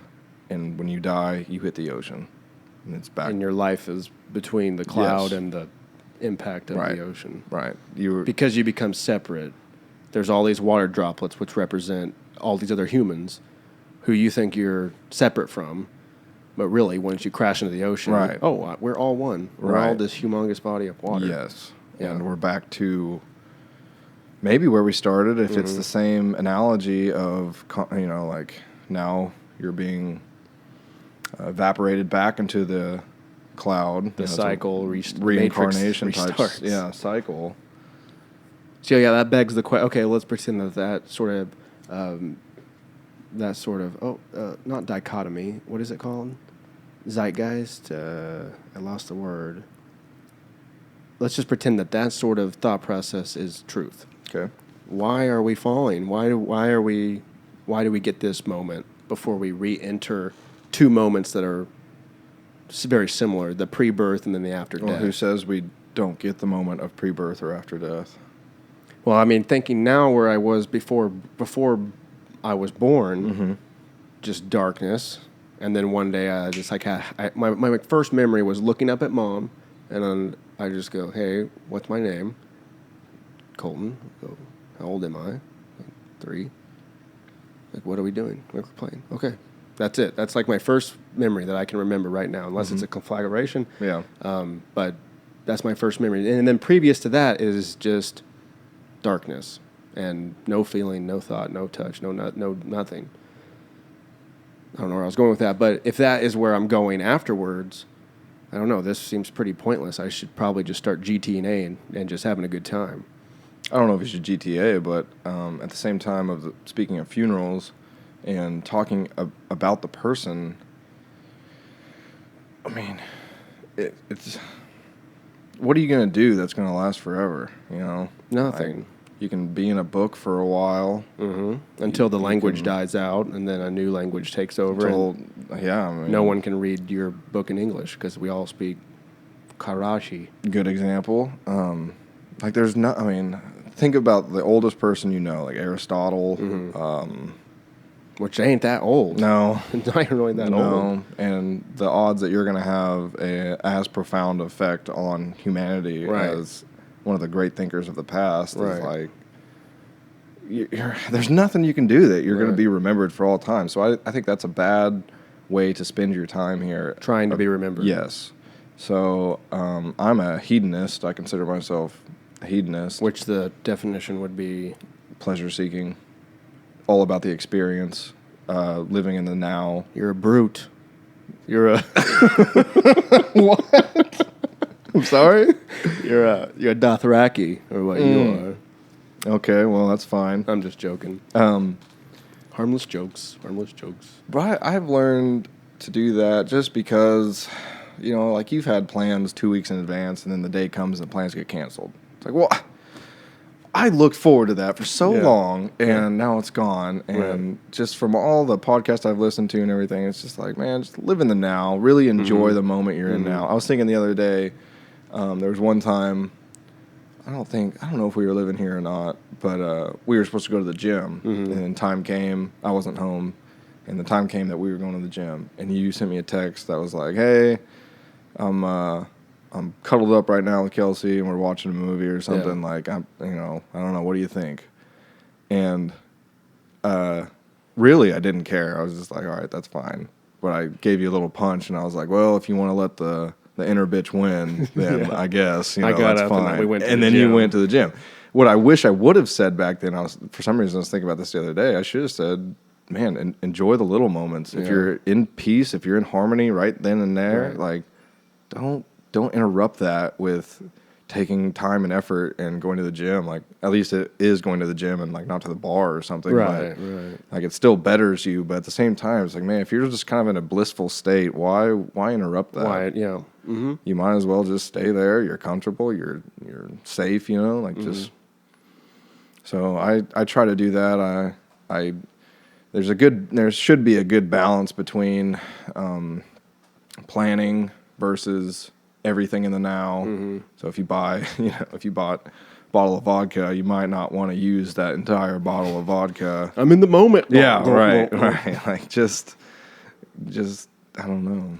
So as far as a hedonistic viewpoint, I don't think I would consider myself an entirely hedonistic, but maybe aspects of it. For the idea of, say, working out, it's probably not pleasure. It's not pleasurable.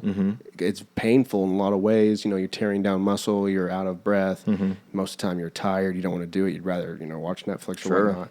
So in that sense, that would be anti-hedonistic because it has great outcomes. It has beneficial outcomes to put yourself through some torturement in a way. I wouldn't say anti, but there is reward in it. In the directly after the workout, blood's flowing, you feel good, you can think straight, you're de-stressed, that. And at the same time, I used, just the other day on squat, I used my hedonism to push through a lift. So I was like, I think I was listening to Andrew WK, and he sings a lot of like, I love New York like a lot of like rock party, to where like it's very it's rock positive. and roll, but it's like you could be like drinking and way having a up good tempo. time. Way up tempo. And so I was listening to that, and then it was like, okay, this next lift, you almost put yourself in a party. So I use my my good times with partying, and not that that's like my only good times or like my favorite times, but I have a lot of good memories just being tipsy, just a little out of my head with all your best friends. There's girls around. You're just having a great, like everybody's just smiling and swimming or whatever. Right. And I'll use that in the weight room so that, okay, I'm going to do this lift. I pretend like I'm at a party. Everybody's watching me. I got two girls on the side. Instead of 2 45 plates, I got 2 girls sitting on the bar, and I'm drunk, and we're gonna lift, and that pushes me through. At the same time, that's gearing my body to where I go to the party, and I have that under me to where I look a lot better than most of the people here. You got like your fat shits that only party, and like you can tell, like, man, that's just beer. You have so much beer just floating in you right now, Your and you blood never alcohol. do anything about it. You don't work it off or anything. So then you go there, and then my hedonism is even like propelled because I feel good. Like my body, it feels so great, and I feel like I look good and I feel strong, and so I can use that. In the painful process that is lifting weights, there's a greater reward on the other side. It's just like a latent reward in a way. Yeah, in a way. It it's takes not time to mature. And it's not like I'm going to go bench and then go straight to the party or something, So it's like you got to keep up benching with at it. the party. Yeah, you got to keep up with it all week or whatever, to where when the party comes around, you're fully geared. You're ready. There's an alumni soccer game tomorrow. I'm just like, oh, shit. Like I had no time to prepare. Right. I squatted yesterday, so my legs are sore today. So hopefully they'll be a little better tomorrow. But we always get our asses kicked. We're so out of shape because of the high schoolers. Yes. They've been practicing. Yeah, they've been super practicing. young. They're young. They're in shape. They've been out there in the heat. Right. All those fatties, They're and just everybody's gained weight. Everybody's got kids. It's just like, oh god, and we always lose, but it's a lot of fun. Just give them some elbows or something. Let them know what the real world's like. They're gonna crush your resume and throw in the trash. Yeah. What? My resume is better than yours. What are you talking about? You can kick a ball farther, but my resume kicks ass. Yeah, there's something that I've noticed lately through my experiences, and it's that I like to hurry through things, hurry through moments, rather than be in the moment. I like to hurry through them and get over them because I like to reflect on them and think about how cool that was instead of like hanging in the moment and being like, whoa, it's way cooler because it's happening right now. Mm-hmm. For instance, your example of working out and having the reward when I'm say I'm throwing the Sasquatch and it's horrible. It's super heavy. I don't count the reps. I tell myself like this is my favorite part of working out right now, and I love doing this. I enjoy throwing this gigantic piece of iron around or whatever, and so manipulating my thought process to enjoy the moment, to enjoy to enjoy the process rather than the outcome, because I've struggled with that so much. As far as the one example that I always can draw on is the rags to riches Hollywood myth that I subscribed to for so long, to where I didn't care about the process at all. I didn't make any sorts of movies. I didn't do any sorts of writing. I just wanted the end product. I just wanted the egotistical zenith of worship. Yeah. So that's sort of a hedonistic type approach to where you try to enjoy the moment as much as possible, even if it's horrible.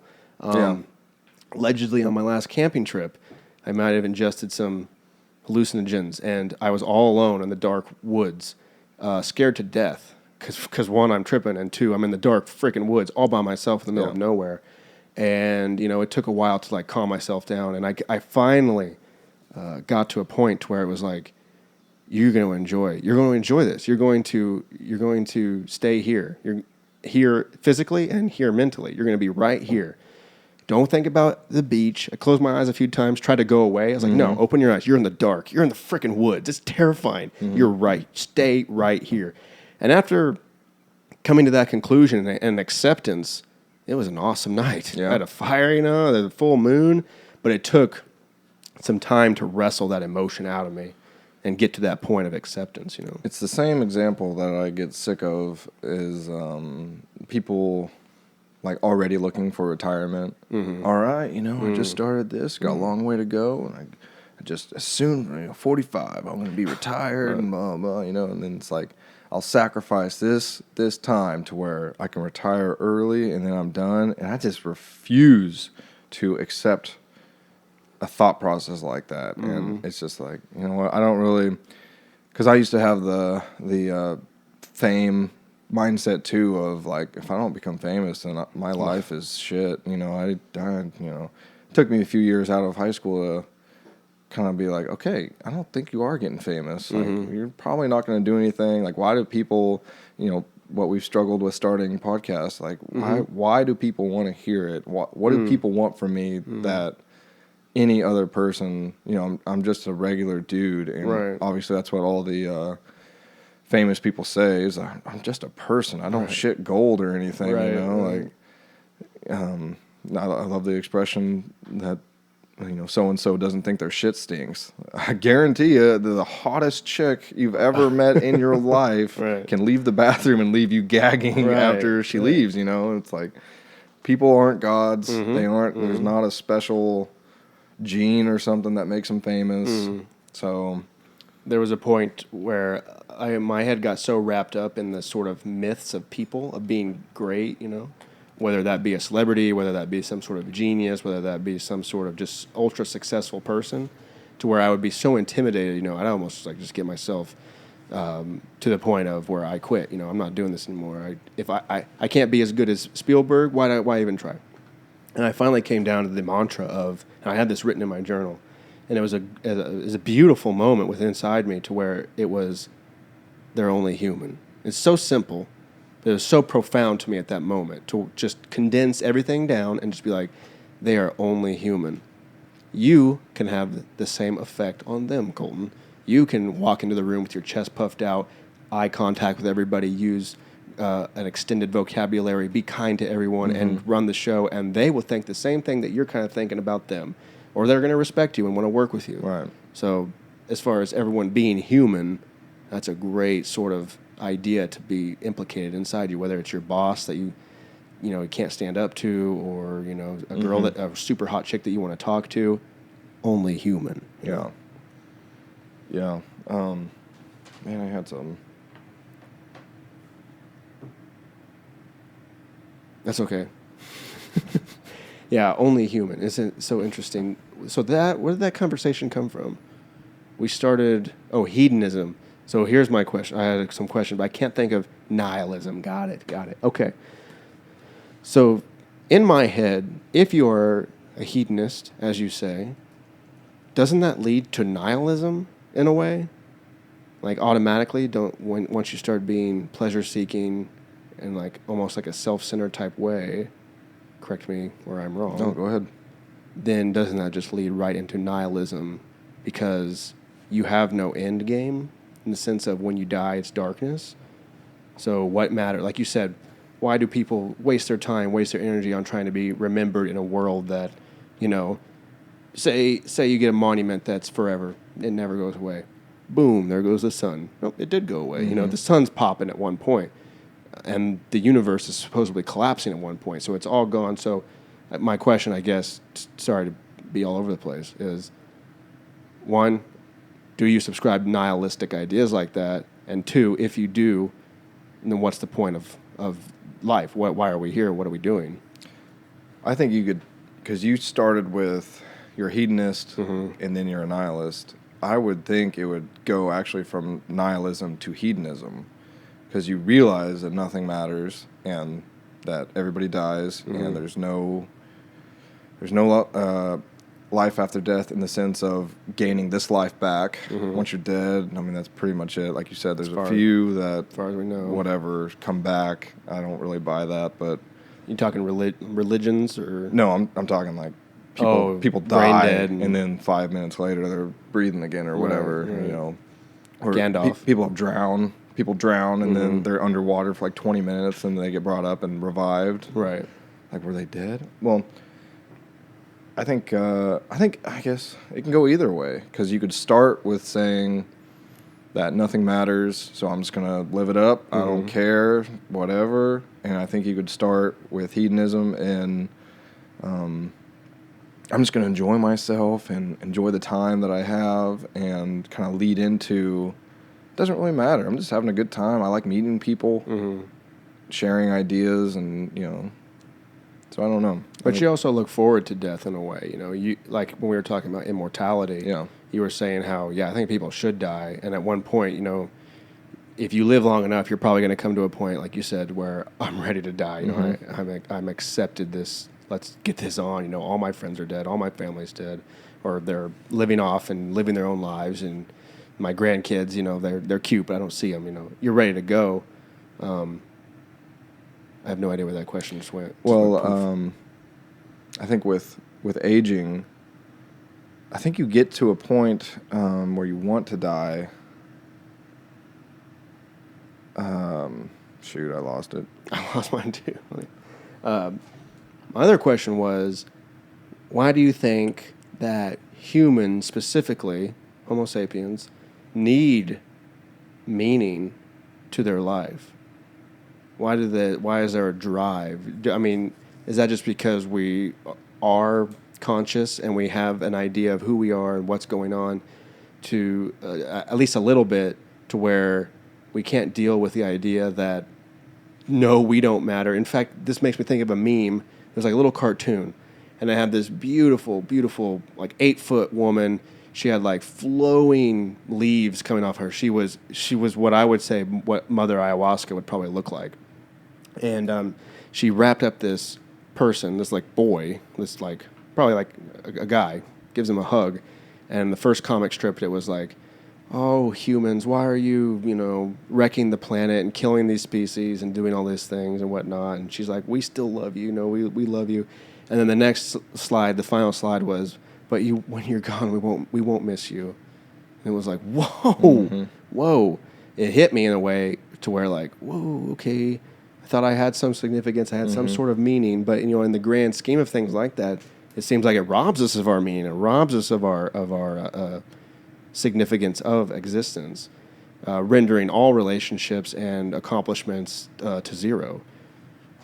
I think that's the importance of hedonism, is just that you get to enjoy the time that you're here, and you don't really worry about the rest. Because I was telling you just the other day, like, things just kind of work themselves out, and it can be whatever it is. Things just kind of work itself out, and I think, I don't know, is religion a form of nihilism in the sense that I guess it really couldn't be?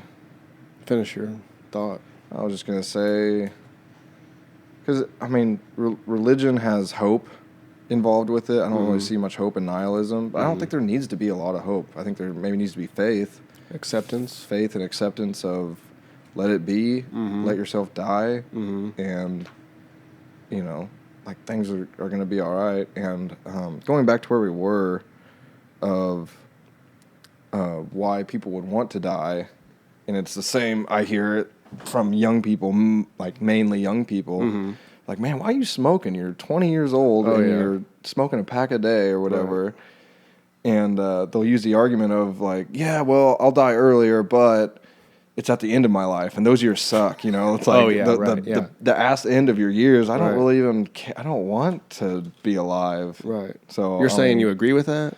Where if you don't want to be old, point. I can see at a point, if you're in the nursing home. You lost 10 years off your life. Like, boom, there goes my 70s. I didn't need them. I didn't want them. I don't, Oh, by the way, in 2025, they figure out how to extend your life really long, and you'll still die at around 120, but 70s or like 40s. It's gonna be awesome. You're gonna be able to play with your kids. You're gonna be able to throw kettlebells, hunt, shoot, whatever. I was gonna preface that with technology aside, modern technology. Right. But yeah, that's true. I mean, I think there's really no trade-off, like no bad trade-off to taking care of yourself. No, not that. Maybe that you have to watch your friends die that don't take care of themselves. But maybe, yeah, that's sad. But one of the cool things about Europe was we buy a pack of cigarettes here. Surgeon General's warning: smoking can cause cancer and loss of teeth or whatever. Packs of tobacco or cigarettes or whatever you're going to buy that's equivalent to our cigarettes over there, whether it be cigars or whatever, each one has a different little slogan, not slogan, but little statement, little warning on it. And one was like, smoking causes a slow and painful death. Smoking, I saw you take a Snapchat of that. Smoking harms you and others around you. And it's like, it makes it so much more real to the fact that, like, man, you're picking up a pack of cigarettes and it says that. You read, smoking causes a slow and painful death. Okay, let me think about that versus Surgeon General's warning. It's like, that's... Who's the Surgeon General? Yeah, it's lame.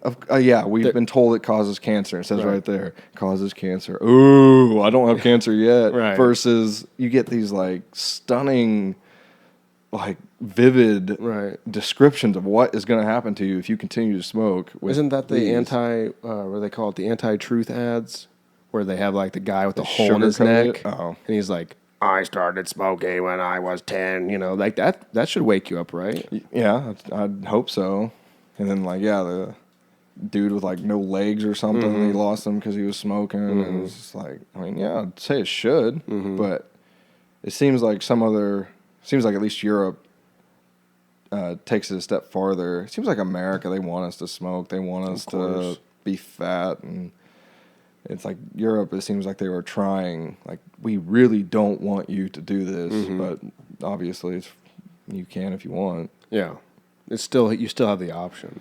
Yeah, and they had like billboards. They had a billboard of it was like a kid with a white background, and It's just a kid standing there, and like from the neck down, you kind of see like in his chest, his lungs were all black and tarry and nasty, and it's like, don't smoke in the house or something. Like, don't smoke around your kids because your kids are inhaling it too.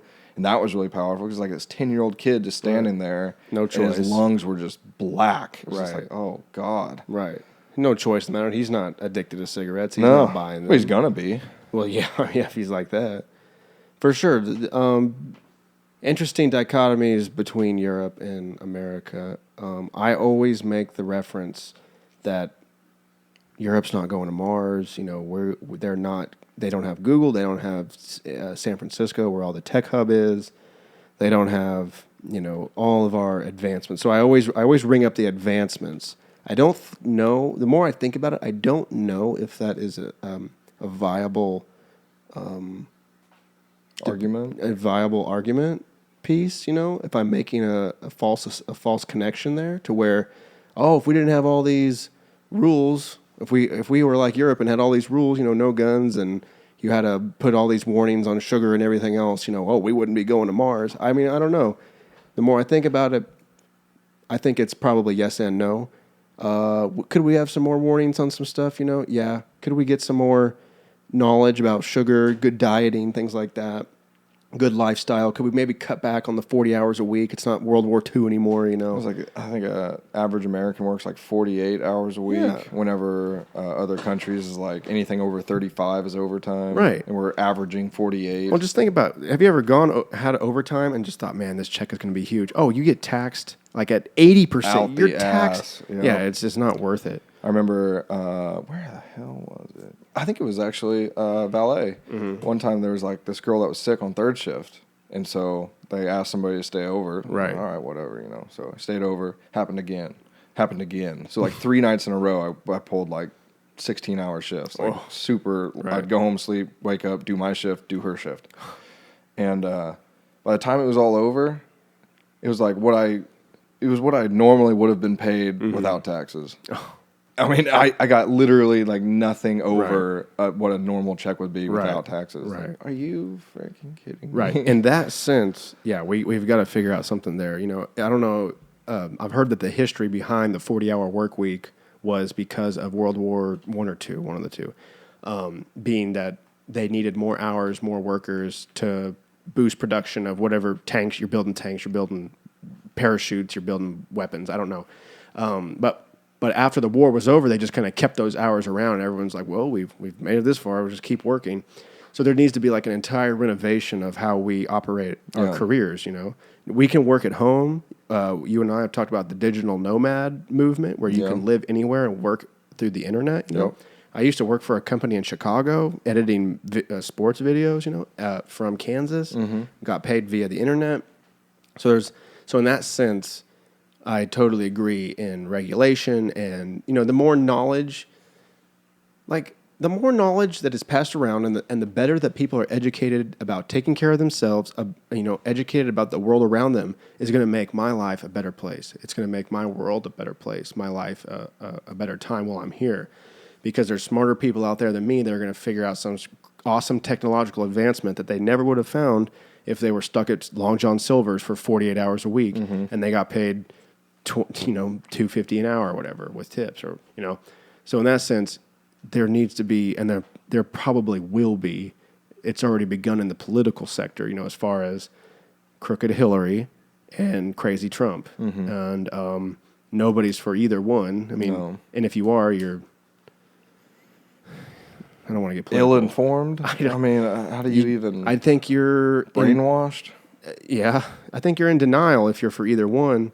Not in denial, you're defiant, I guess. You're defiant in a way of change. You go, this is how it should be. Republican and Democrat, that's your choice. And my dad's always been Republican, blah, blah, blah, or whatever.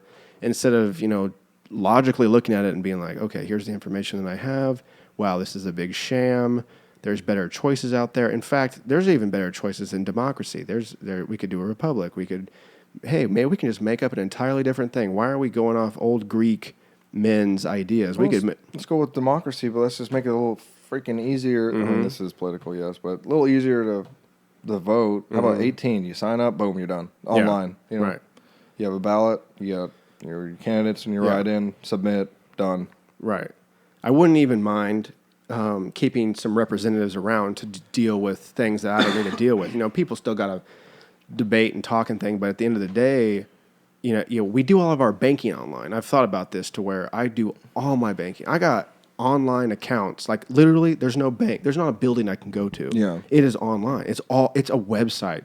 And there's numbers on the website that say this is how much money I have hate in looking there. at that. What's my number? My number is bigger than your number. I always think that God. they just represent tokens. Yeah. If Yeah. society was a big arcade, then those are my tokens, Yeah. and I can do so many tokens. I can buy things. I can buy.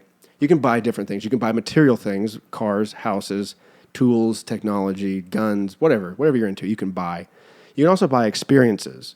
You can buy a concert. That's an experience. You can buy golfing. You can do some sort of shooting range. Those are all experiences. You can buy skills.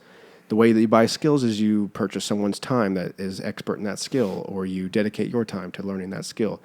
So anyway, it's always about It's always about transaction, no matter what it is in our society, in our little number game. Social status, too. Yes. Your status is going to be way higher. Mm-hmm. You're going to be even more respected because of the more expensive clothes you're wearing when you walk into Subway or whatever. Subway. Yeah. And doing so, this kind of makes me think about the first conversation about biotechnology and getting to a place to where you cut your own legs off because bionic leg number 3 is the best. It's so good. You can jump 10 feet and run 100 miles and, whatever. They weigh 2 ounces a piece. In the same sense, why can't we get to a society to where money is irrelevant, to where machines build everything, all your clothes? What if everyone could wear the best clothes in the whole world, like best made clothing? Why do we have like a hierarchy of clothes? Like, I bought my clothes at Walmart.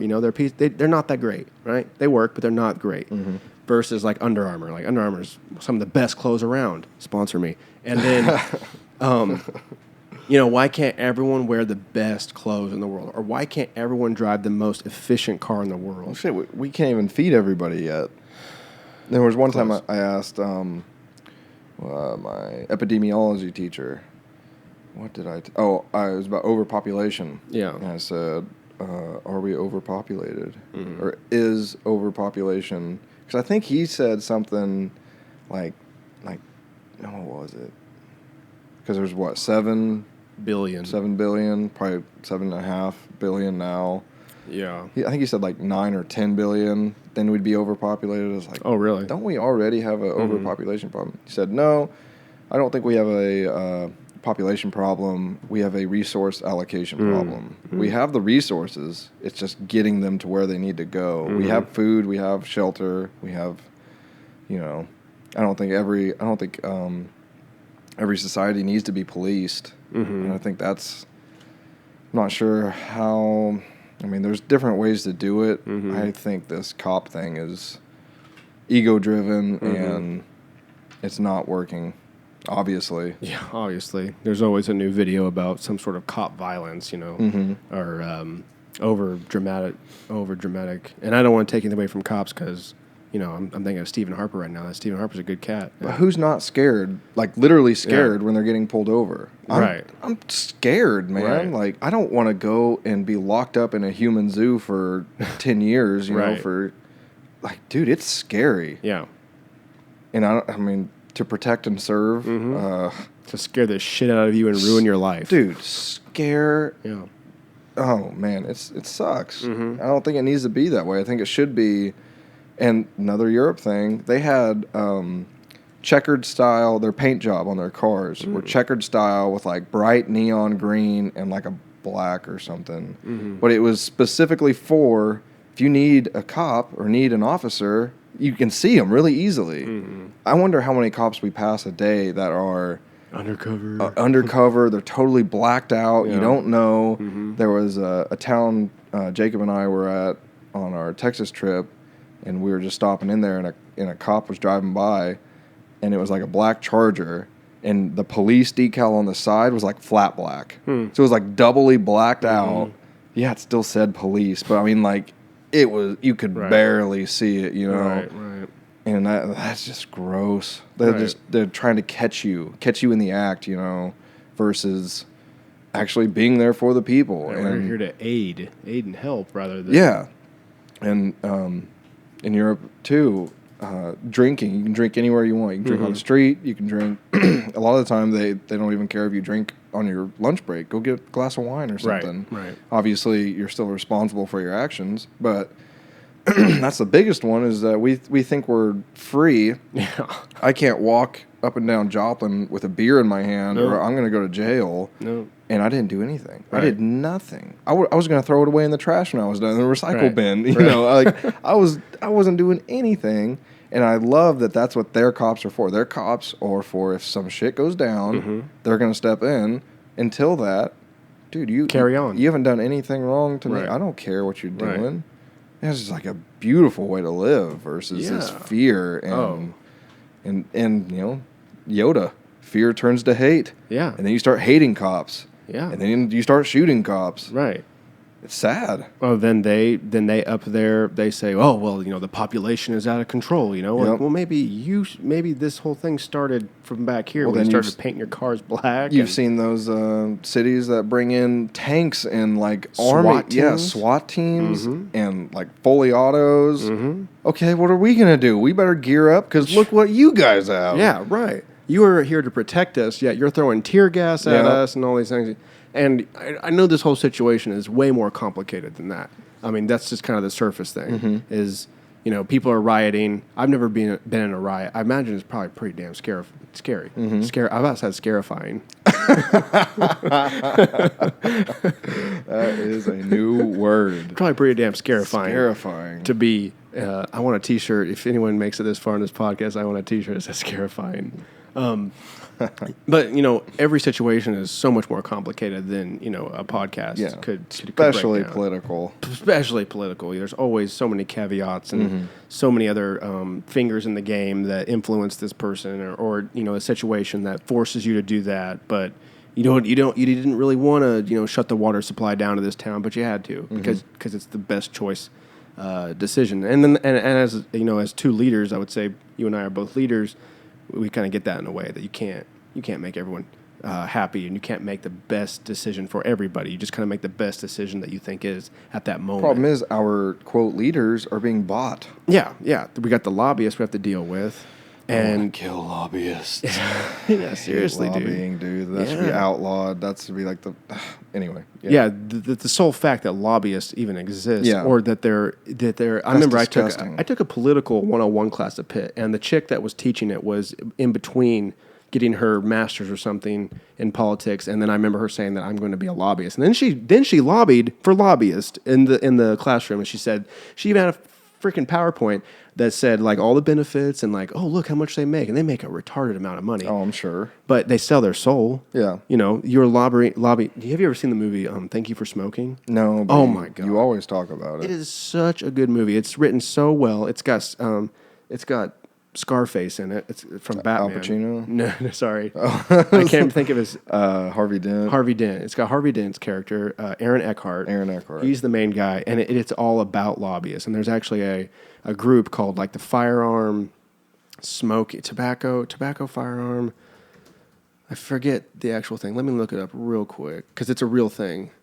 Tobacco Fire... Totally spelled that wrong. And that's who he works for? Yeah, there's like a tobacco firearm. It's like a third one. Alcohol, maybe? I don't remember, but it's like this triple Bureau of Alcohol, Tobacco, and Firearms and Explosives. So this is ATF. Sorry. Wow. There we go. Sorry. So there's this thing called the ATF, Bureau of Alcohol, Tobacco, Firearms, and Explosives. And he has friends that he goes out to dinner with, and each one works for one of these. Like a girl represents alcohol, and she's a lobbyist for alcohol, and she's saying how like, oh, we have all these drunk driving incidents, and now we have to overcome that PR-wise. And then there's another guy, and he's eating a just big old red steak, and he's the firearm guy, and he's talking about how gun sales are up and how good this is. And anyway, it's a fantastic movie. Please watch it, because you and I could talk about it for hours. It's written so well, and it's based out of the lobbyist, and Aaron Eckhart is the tobacco guy. He's the cigarette kind of guy. There's no smoking in the movie at all. There's never a scene where someone lights up a cigarette, but it's just so well done. You need to watch it. If anyone's seen it, I'm sure you agree with me that it's a fantastic movie. I'll check it out. Mm-hmm. But as far as lobbying, should we get rid of all lobbyists or just like keep 10% around? Is there any good with lobbying? Does it ever get anything done? Anti-fracking? Is there any anti-fracking lobbyists? I mean, there's no money in it. No. You're losing money. If you're anti-lobbying? Yeah. I mean, like the candidate or whoever congressperson, if it's anti-something, Mm-hmm. I mean, you're going to lose money. Perhaps we keep lobbyists around. Maybe they're an essential little bug of the political arena, but we keep everything on the record. Everything. So let's hear your argument to keep cigarettes Right. cigarettes on the market without any warning besides a big white thing that says Surgeon General's warning. So what's your argument? Because it's probably shit. Well, then they give the argument, but then you can look back on the transcripts of Right. you met with this person on this day, and here's what was said. Right. Here's the money disclosed. Right. Here's if you do this, the tobacco. I'm down with that. Yeah, step in the right direction. That would be great. And then if you add in the Democracy on my phone, the Democracy app, to where I can go, where I get an email that says, I have in the month of August, I have to vote on these things. So looks like it's about an hour. I can start it and then stop it and finish it later. Right. But within the month of August, I have to dedicate 1 hour to decide on some of these things. The only problem with that is you can't know all the details about everything. So you're misinformed as you vote? Not that you're misinformed, that you're just uninformed. Like there'd have to be people to translate it for you, for the common man, to where you could read a paragraph and the pros and cons, or just someone make a video. I'm always curious. Problem is, though, there's going to be they're biased. There's going to be some pull one way or the other from the person. Nobody's, that person's going to have their own opinion on it and want to, silently give that opinion. Mm-hmm. Yeah, you can't take the bias out of things, or it's very difficult to do. If you're going to present an argument, right? I don't know if people have time to do that. Obviously, our political system needs some sort of makeover, because we're in a mess right now. We're in a storm of shit with a Trump that came out of nowhere, and you see rebel flags flying around, and it's just like douche. Yep. You just mark yourself as a douche. Yep. You may have a great reason why you want that flag and why you back up the freedom to fly that flag, but you've marked yourself as a douche. I just like right off the bat, I don't want to talk to you. I don't want to know you. Mm-hmm. There was one time, it was I was driving to work, and this Jeep with its top down passed me, and like right as they're passing me, something flew out. I was like, oh. And then the hoarder in me is like, what was that? Yeah. So I pull a Yui and, drive back over, and I thought it was a hat, and I look on it, and it's a rebel flag on the hat. Okay, that was a waste of my time. Dirty as shit, just what you'd expect from a stupid... Right. I don't know. I don't want to bash anybody too hard, but if you got a flag up, then come on. Yeah. Come talk to Dr. Seifert over well, here. Just whoa. Do you know what that means? It's either based out of... Yeah, do you know what that means? It's either based out of a desire for... Attention? I don't know. Brain fart. It's all right. A desire of attention, to where maybe you don't even believe in what that thing stands for, but people give you attention in the sense of like the new kid at school. You get in fights because it gives you attention. Or the bully, yeah. Or the bully, The bully at school. Like, they just want people to pay attention to him. Right. Even if it's, man, you're an asshole, Jimmy. Stop punching him. I'm giving him eyes on. I said his name. I'm looking at him. He has some sort of attention that's more than his dad gave him, or his mom, or foster parents, or whatever. Try something like the worst punishment is seclusion. Right. Like, people lose their minds literally from being secluded. Like, people have to be accepted. Right. And I think it becomes a problem whenever that's their priority, is to become accepted. Yeah, because then they're going to do drastic measures and... Yeah, you become a people pleaser at that point, and you get walked on, and you don't live a life that's true to who you are and what your interests are. Where do you want to go eat? Like, well, I want to go to McDonald's. Well, I don't want. Okay, we'll go to McDonald's. That's a very small example, but that's what happens if you're seeking attention and seeking acceptance on that level. you're going to get run over and you're going to get fucked over many, many times until you come to probably your favorite word, an acceptance of being rejected or not being accepted. It's a very freeing moment. There's, I can throw a wrench into this, though, going back to our pedophile talk of how is that person supposed to feel accepted? And so I wrote something down here. When you were talking about me explaining what the sunset looks like and you're in a ditch. Right. Okay, the problem with pedophilia in that same example is that you're in a ditch, but you've never seen the sun. Mm-hmm. So then how do you picture it? All right, there's a yellow ball in the sky. So you picture, let's see, when I was in third grade. Hopefully I have a reference of a yellow ball. Shit, some kid punted a ball into the sky. So you're picturing this dodgeball that's soaring through the sky. Right. You know, and then there's blue around it. So then you got like, somebody spilled blue crayons. Right. Or, it's like you're painting this terrible picture. Compared to what it really is. You've never seen it. Yeah. And I think it would be almost impossible. How could you be a pedophile and tell somebody you're a pedophile and have them stick around? You're like, oh, yeah. Little boys' butts do sound pretty good, Yeah, I mean... Just totally repulsive. It's very hard to be empathetic when it's something that drastic. So I mean, does that render it down? Does that render some form of human behavior down to evil, like just innately evil or innately bad? You think pedophilia is evil? I'm asking you, like, because it makes us repulse that much, and then I cannot have empathy. I cannot have a significant amount of empathy towards this person to either empathize with him or actually engage in the behavior with him. Does that show that some things are innately evil? For the instance, like, if a serial killer came up to me and just told me how awesome it was to skin people alive, as a normal, what I would consider normal would be to be repulsed by that and be like, okay, you're crazy. This is not good because it's evil. It's not, it's based out of evil's a weird word to use, but you know what I'm. So the psychopath is skinning a person in his garage. The person's already dead though. So what makes it different than a doctor looking to further his practice on gaining knowledge? You walk in on him, first thing you see is this dude that's tied up with his hands and another dude hacking away on his stomach. Yeah. Is it evil if he's already dead and if he is using it for further knowledge?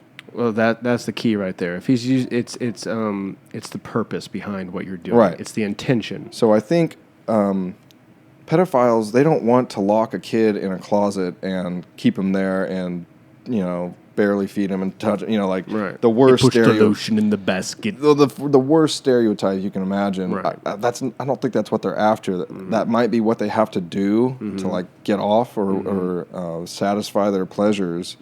But really, if you were to ask them, I'd almost bet they'd say, I would like to be in a relationship with a kid.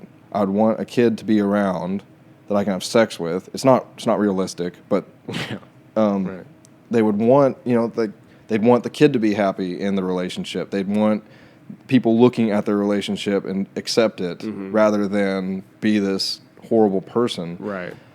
I don't know. Innate evil is a very controversial topic because I would argue that people are innately good.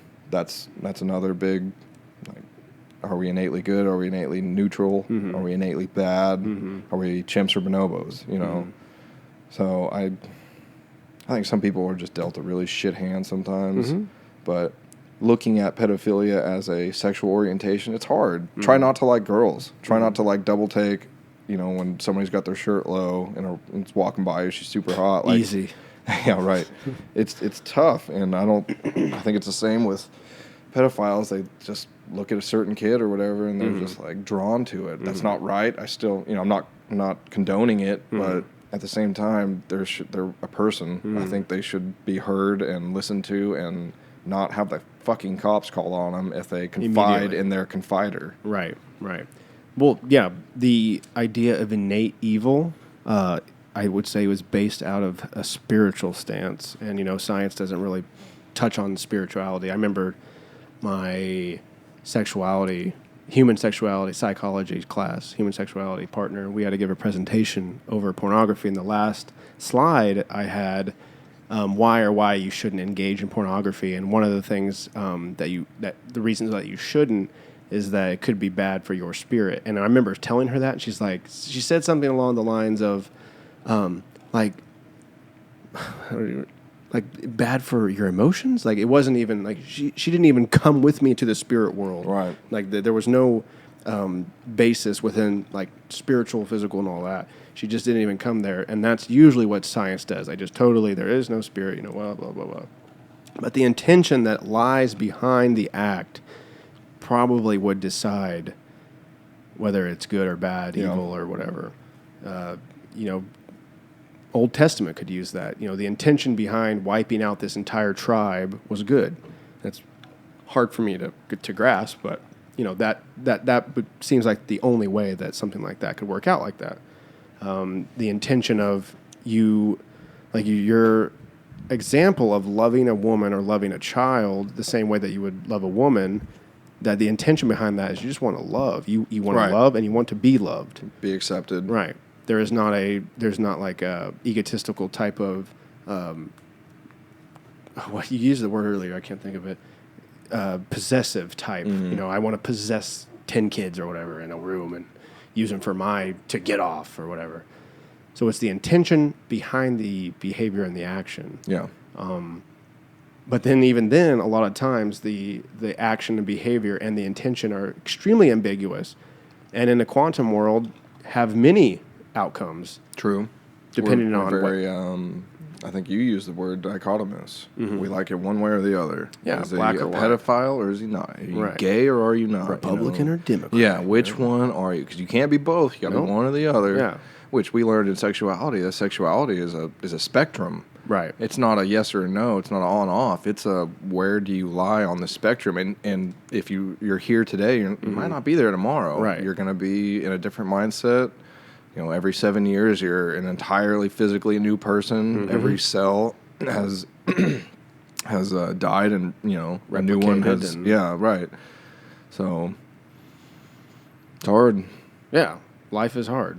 But you need to be able to talk about it, Yes, you need to be able to talk about it, and you need to accept that not everybody is you, and that, man, they like a different type of person. They think a different set of things. And that's believe. okay. Right. Like, it's not a huge deal. If they are touching kids, okay, they should probably be locked up. But and that's hard for me to say too. That I don't think they should be locked up. If they should be locked up, then they should be getting help as they're locked up, not just you're a caged animal now. You're just okay. Well, how about we lock them up, and for 3 hours, 3 different sessions a day, we get to talk to them, and we get to rehab them back to a functional person, and that when they're out, maybe they're still attracted to kids, but their quality of life is up, and they aren't acting on that. Right. I don't know. Like, I'm sure the list would be good in that situation of, yeah, sorry, you just moved here and you have to go door to door and tell everybody that you're a pedophile. Right. I'm sorry, but yeah, you are.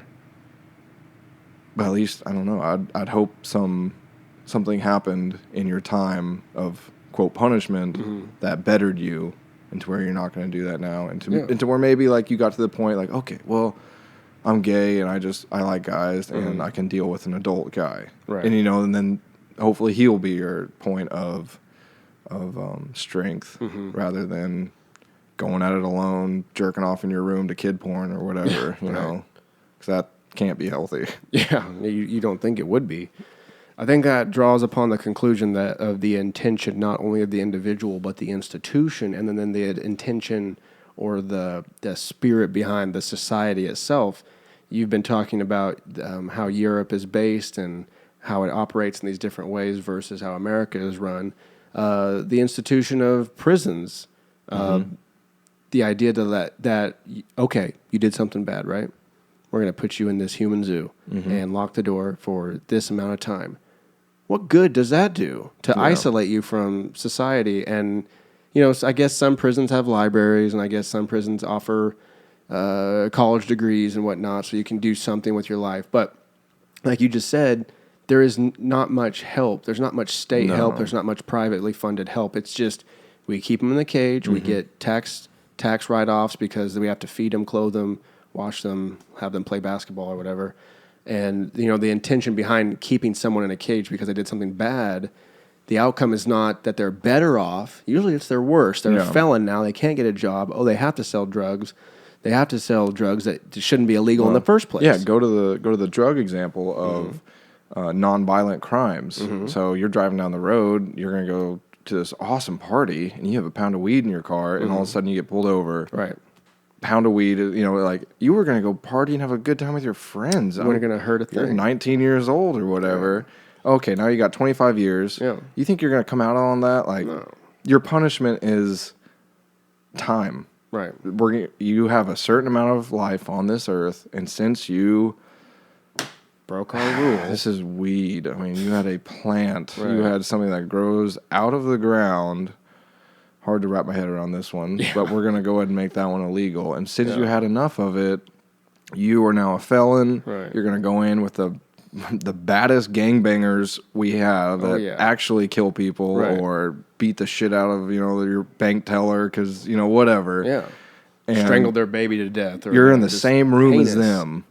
And that's your punishment. Yeah. Because you were trying to have a good time. And it's you broke the law. You broke the law. It pisses me off. Like, one of the, more than anything, nonviolent It hurts my crimes. head. Yeah. It hurts my head to think about how stupid it is. Hurts my head. Hurts my heart for civilization and humanity.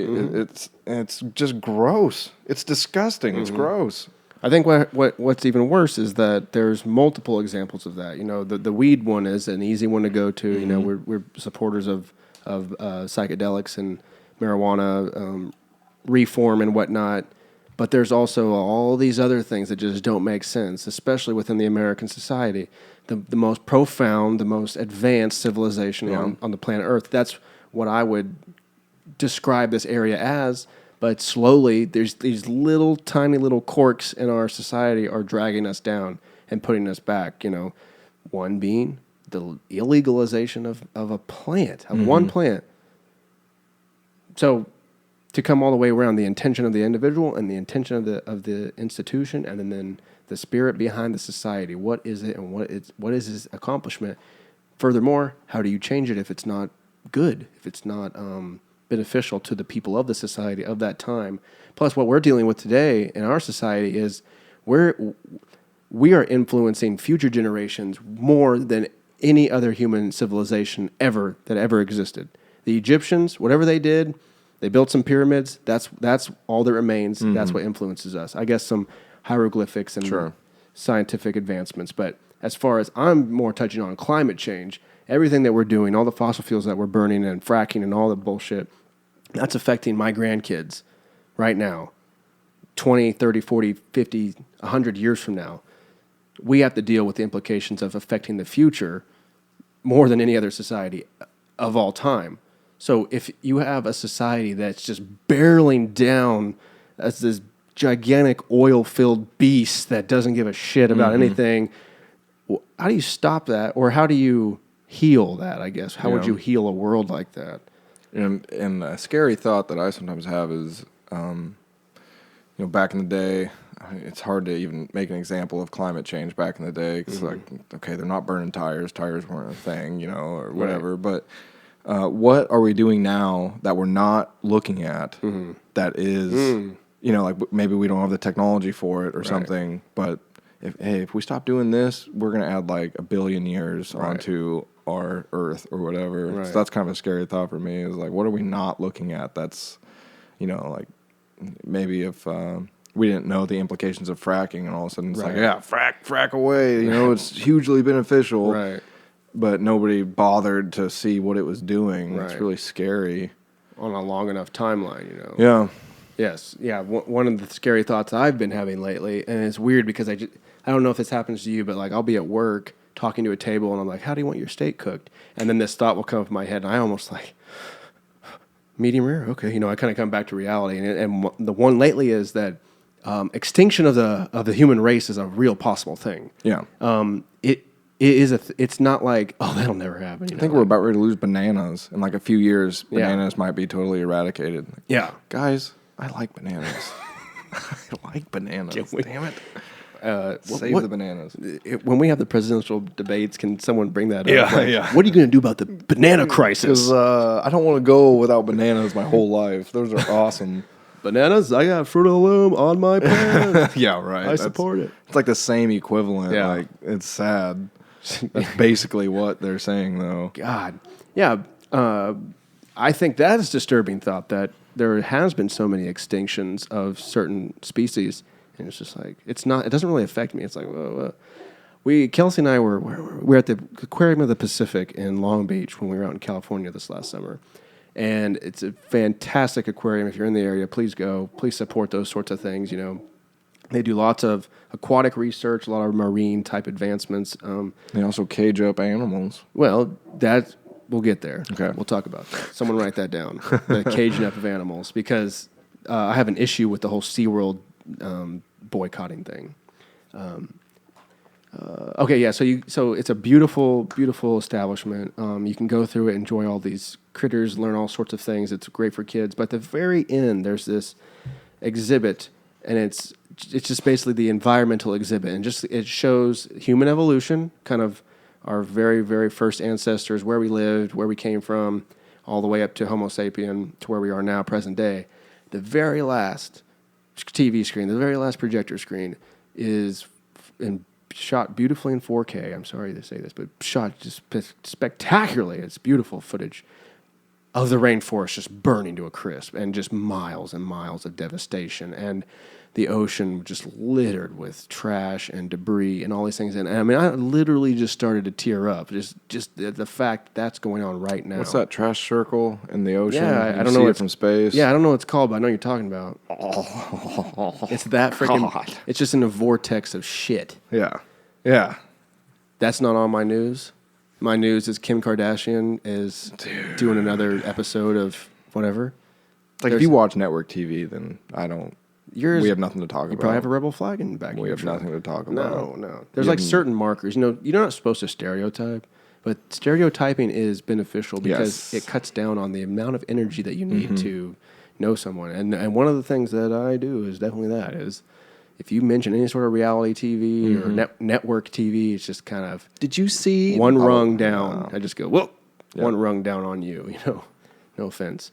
Back to anyway. So the point is when it is presented in that sense, and we've talked about that with the tobacco, and we've talked about that with the warnings and the police.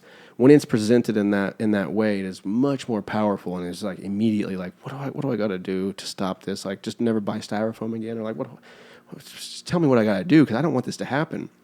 It just seems out of control. Now, the caging up of the animals, yes, inhumane, maybe at some point, maybe in the 40s, 50s. Are you talking only aquariums here, or are we talking aquariums and zoos? I'll go aquariums and zoos. Okay, go ahead. So, I think the history of the zoo. There's a good intention and a bad intention. The good intention of a zoo was to rehabilitate wild animals. So you have a wild animal, tiger broke its leg, you bring it into a compound, you keep it there for a while, you rehabilitate it. Hey, let's make some cash. Let's make some cash by charging people to come look at you. And then somewhere down the line, it got corrupt, and it was like, all right, cage them all up and put them in one area and charge $200 a ticket. We need some elephants. Let's go get some elephants. Right. Put them in a enclosure that's like 1,000,000 times too small, and feed them things that they don't eat in the wild. Obviously there are zoos that probably should not be going on, but the amount of research I think comes from zoos does probably make that okay, make caging up animals okay, because they're going to die anyway. Meaning, like, let little Mikey the chimpanzee go back into the wild. He's got a fucked up hip. He's going to die. Yeah, but they're almost never going to die of old age. Yeah, I mean, something's going to kill them. Yeah, for sure. But, I mean, you would have a better chance as a chimpanzee if you were 100%, Like, we just took you from your mom, you're a nice little chimpanzee, and we're going to stick you in this cage, versus like something that needs to be rehabilitated or studied. Anymore, zoos are about the only thing keeping these things alive via poachers. They're getting killed by that or environmental destruction. A zoo is just like the last effort to keep this particular species of hippos around. It's getting so. What do they got? Like 4 hippos? I mean, it's not going to save a species. Well, I mean, if you could isolate them and keep them breeding, then yeah, you could at least keep a little bit of that. You keep a little bit of hope alive. I was going to say that it's getting so bad with some species that it's scientists are like, all right, just get the genome and we'll bring them back when we can. Just But save at one their point, genes. and this brings up the mammoth. Yeah. When do we need to save a species? When do we need to bring back a species? I don't know. If ever. It depends on the species, and it depends on. Have you ever heard of keystone species Yeah. Is that something? ecology? Go on. A keystone species is like a species that if you remove from the environment has a huge impact on the Okay, environment. So yeah. like ants would be a keystone species, and Bees. bees would be a keystone species. Don't get Trevor started on bees. He is the bee queen. He's the bee man, dude. He is the bee advocate. He comes in, what's up, guys? Bzzz. Don't sting me. I'm ready to have him. I'm ready to have him back. First week of October. Yep. I need to text him and say podcast when he comes back. Yeah. First week of October, he's back, and he said something about he's just gonna get. I don't know where he's gonna work, but he's gonna just get some job just to get some money in, but nothing crazy. Right. 'Cause he'll probably do this again next summer, or find something more permanent next summer. But Good for him. I'm ready to hear his stories and whatnot. But I'm just ready to freaking have him back, man. I miss the guy. Yeah. I can't tell you how many parties we've been at, and then like at some point in time throughout the party, you and another guy meet up or whatever. It's just like, oh, I miss Trevor. yeah, when we had the big field party, Yeah. I mean, I text him and asked like, "Hey, you gonna be around?" Like, no. He gave me a few like, yeah, man, all right, I'll see you soon. Yeah. And I kind of took that as, is he going to make the party? Is he maybe he's making a trip down? Yeah. I was just like, man, he would have stole the show, and it would have been the greatest. Oh, man, I can't even imagine. Who's pulling in? Shitty ass Geo pulling in. He might have just died from everyone running Yeah. over to him, Yeah, dude. Shitty ass Geo pulling in. I love it. Anyway, to wrap up the zoo thing, wherever I was, bringing back species, you just have to have a conversation between people who know the species really well, like an expert in flamingos. They're probably going to have their own agenda, though. But well, you have other people talking. You have tell us about this poisonous tree frog and why we should bring him back. Okay, well, I've studied tree frogs, blah blah blah blah, and then obviously have like a discussion between predators of the tree frog that are thriving or prey of the tree frog that are thriving because the tree frog's not around. And Be sure to talk to them. yeah, They'll bring have those. something to say. Yeah, exactly. So these praying mantis are thriving, and they kill more bugs for our crops, and we've had more corn. Mr. Mantis, what do you think about bringing back? The man has spoken. I don't know what you want me to say. Yeah, I mean, so answer would be is just very carefully. Right. Whatever you're bringing back, just be real careful. I think making that choice though, it's kind of an all or nothing. Like, all right, we did it. There's a baby mammoth. Yeah, in the whatever you back. introduce, you're in the back. So if you want to go pet him, you can. But he's going to be huge in like a couple months. Imagine how much money you would make. You bring back a baby mammoth and you put it on display. Okay. More importantly, about Oodles. how much. What are you going to do with it? Is he going to make Study like it. one person rich? Is he going to keep all the money? No. Is it going to go back into I don't know. It's very important what you do with a lot of money that something like that were to bring. Right. Give it all to ecology, or what do they call it? The environment, the rainforest program. Like or still, something. it's like, yeah, there's programs and stuff, but you can do that Red Cross, text Red Cross, to, whatever, and you're going to... How corrupt is that? Well, it's like, 50 cents goes to the Red Cross and like $9.50 goes to, gas. Or I don't know. Even that's still good use of it, I guess. It's what their bills. Right. But, to operate and whatnot. is somebody like getting this?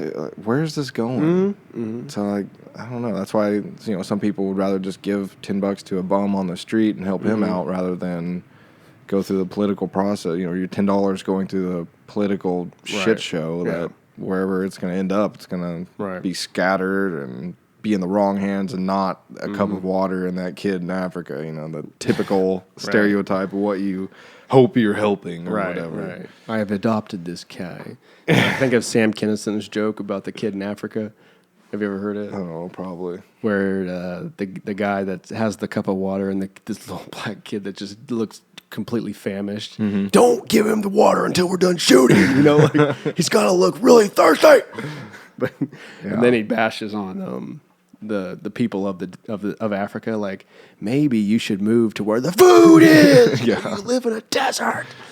Yeah, Sam Kinison's great. But yeah, I think that's a fascinating idea, bringing back animals. I think it's unbelievably tragic that we've come to the point of save their genome.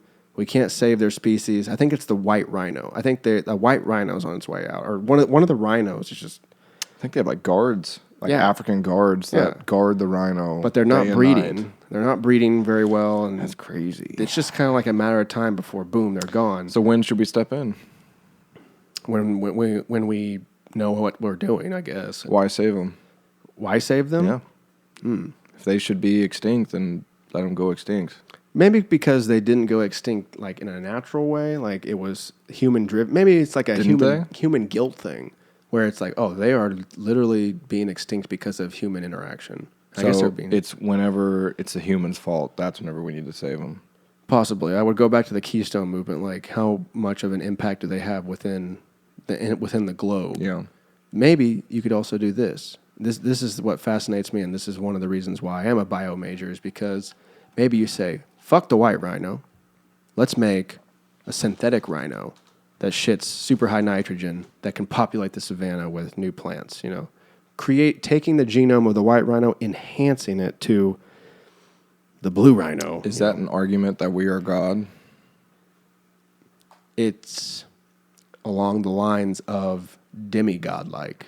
We are coming to a point with genetics and via technology, via our tools, where we are godlike. We've already talked about immortality. We've already talked about genetic manipulation. These are things that are like happening here now or very quickly. Right. We've already talked about miracles, giving back senses, and then the enhancement of senses and limbs and, everything like that. Intelligence. What if we could just jack your intelligence up to like 225 IQ? I mean, you're at 220 already. Just add 5 points. Right. Yeah. But yeah, we're coming to a point to where, and oh my God, this makes me think of the book Sapiens. Have you ever heard of the Sapiens book? Yeah, I think so. Oh, it's one of the best books I have ever read in my life, and I will get you the Audible. I have it on my computer. I'll let you listen to it. But I recommend this book. In fact, I forget the guy's name, but I'm going to look it up really quick. Let me plug this book. It is a fascinating book. It's called Sapiens, A History of Humankind, written by, oh boy, Yuval Noah Harari. And Yuval Noah Harari, if that's how you really say it, I hope to God that's how you say it, has a fascinating TED Talk. And in the sense of you subscribe to hedonism, I subscribe to transhumanism. That would be where I put my faith. I don't know. Transhumanism in the aspect of we will transcend humanity in a way to be immortal, to be able to manipulate our surroundings in a way that is godlike. Whether that's good or bad, it's coming, so we better talk about it. I'd say I'm a humanist in the sense of I'm pro-human, but I'm not pro-human to the extent of at the expense of other creatures. Because unless they're trying to kill us, like creatures like I'd like to just beat the shit out of AIDS. Okay, well hold on. Well, AIDS is AIDS a creature? It might be. Okay, well it's a virus. I'll use this example. You're in a boat. Yeah. And it's you and a dog, and only one of you can live. Yeah. Who's going to live? Well, how come only one of us has to live? No reason. Just one of you has to live. Like there's a higher being going like choose. Yeah. There's no fish around? Sure, go ahead. There's no fish. You're in the middle of the ocean. And until one of you dies, neither of you will be saved. Like all the fish are at the bottom. They're like, until one dies, we're not coming up. I don't know. You're throwing in, make it simple. Okay. It's you and a dog. Okay. And one of you has to die. The dog's dying. Why? Because a human is more important than a dog. Oh, that's evil. I don't think so. It's not evil, but yeah, you want to justify it? Yes. Well, in that example, the dog is not as important as the human. Why? Because the dog is not making logical decisions as far as how to get yourself out of this situation. Because if the human dies, then the dog's just going to sit there and die. Then you both die. If the dog dies, the human probably has an option of maybe getting out of there. Okay, here's what we'll do. One of you has to die because you have to eat, and the wind is blowing you toward the shore, but you can't even see it. You think you're in the middle of the ocean. So if you die, the dog's going to eat you and get off and live. If you die, or if the dog dies, you can eat the dog and get home and live. Dog's still dying. Because I consider humans to be, let me say this extremely carefully and try to explain where I'm coming from, but I consider humans to be more important than other animals. In this situation, I consider a human to be more important than a dog.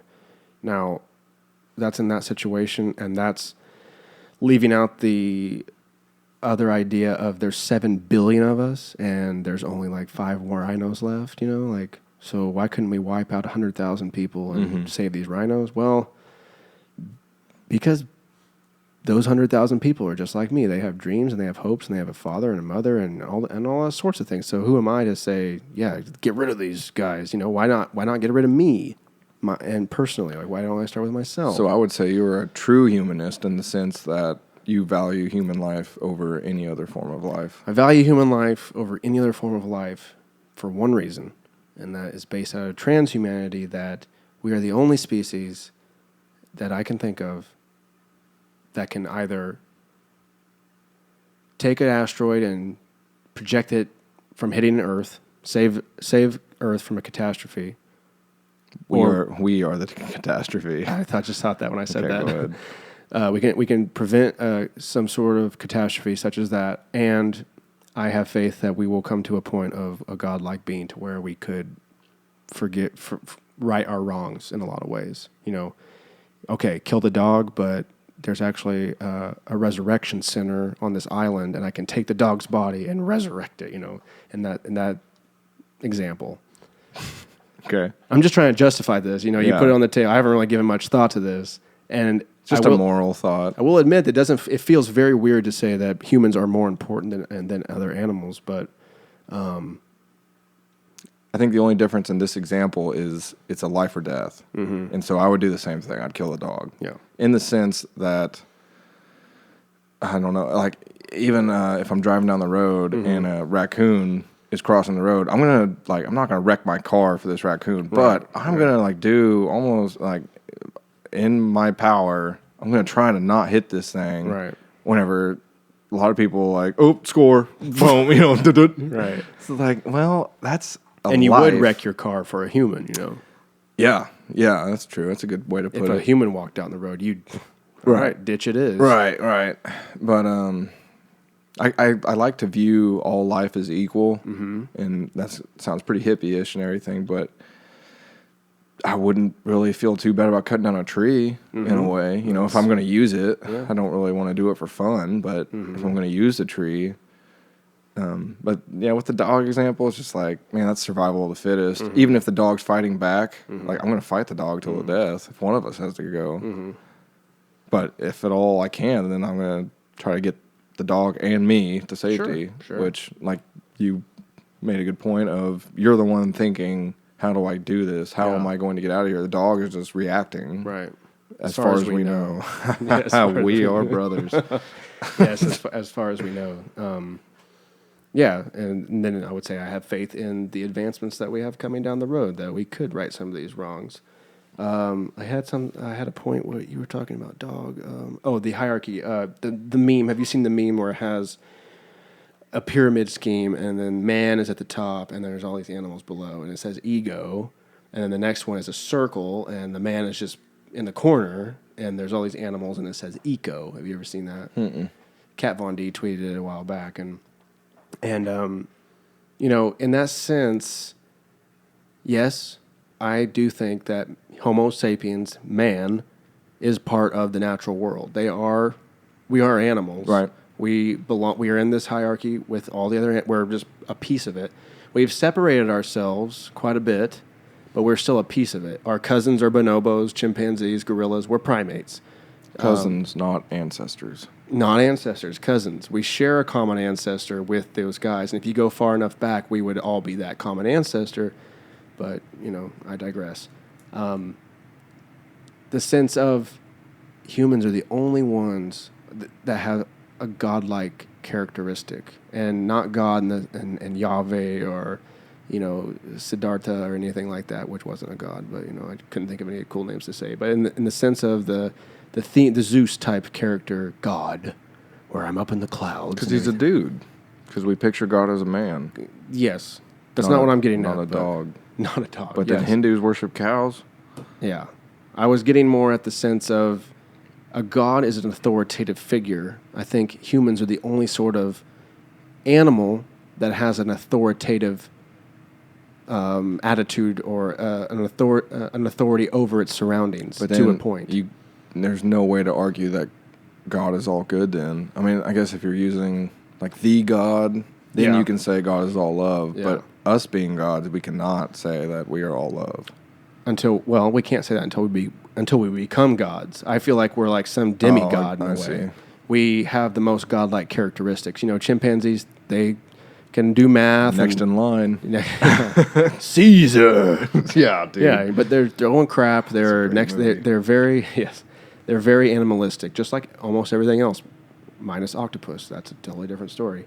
But man is the only one that has this interaction with the environment and with the things around his environment that he is logically almost, I don't want to say controlling, but at some point in the near future, we will be controlling our environments to a degree that we never could have dreamt of. Yeah.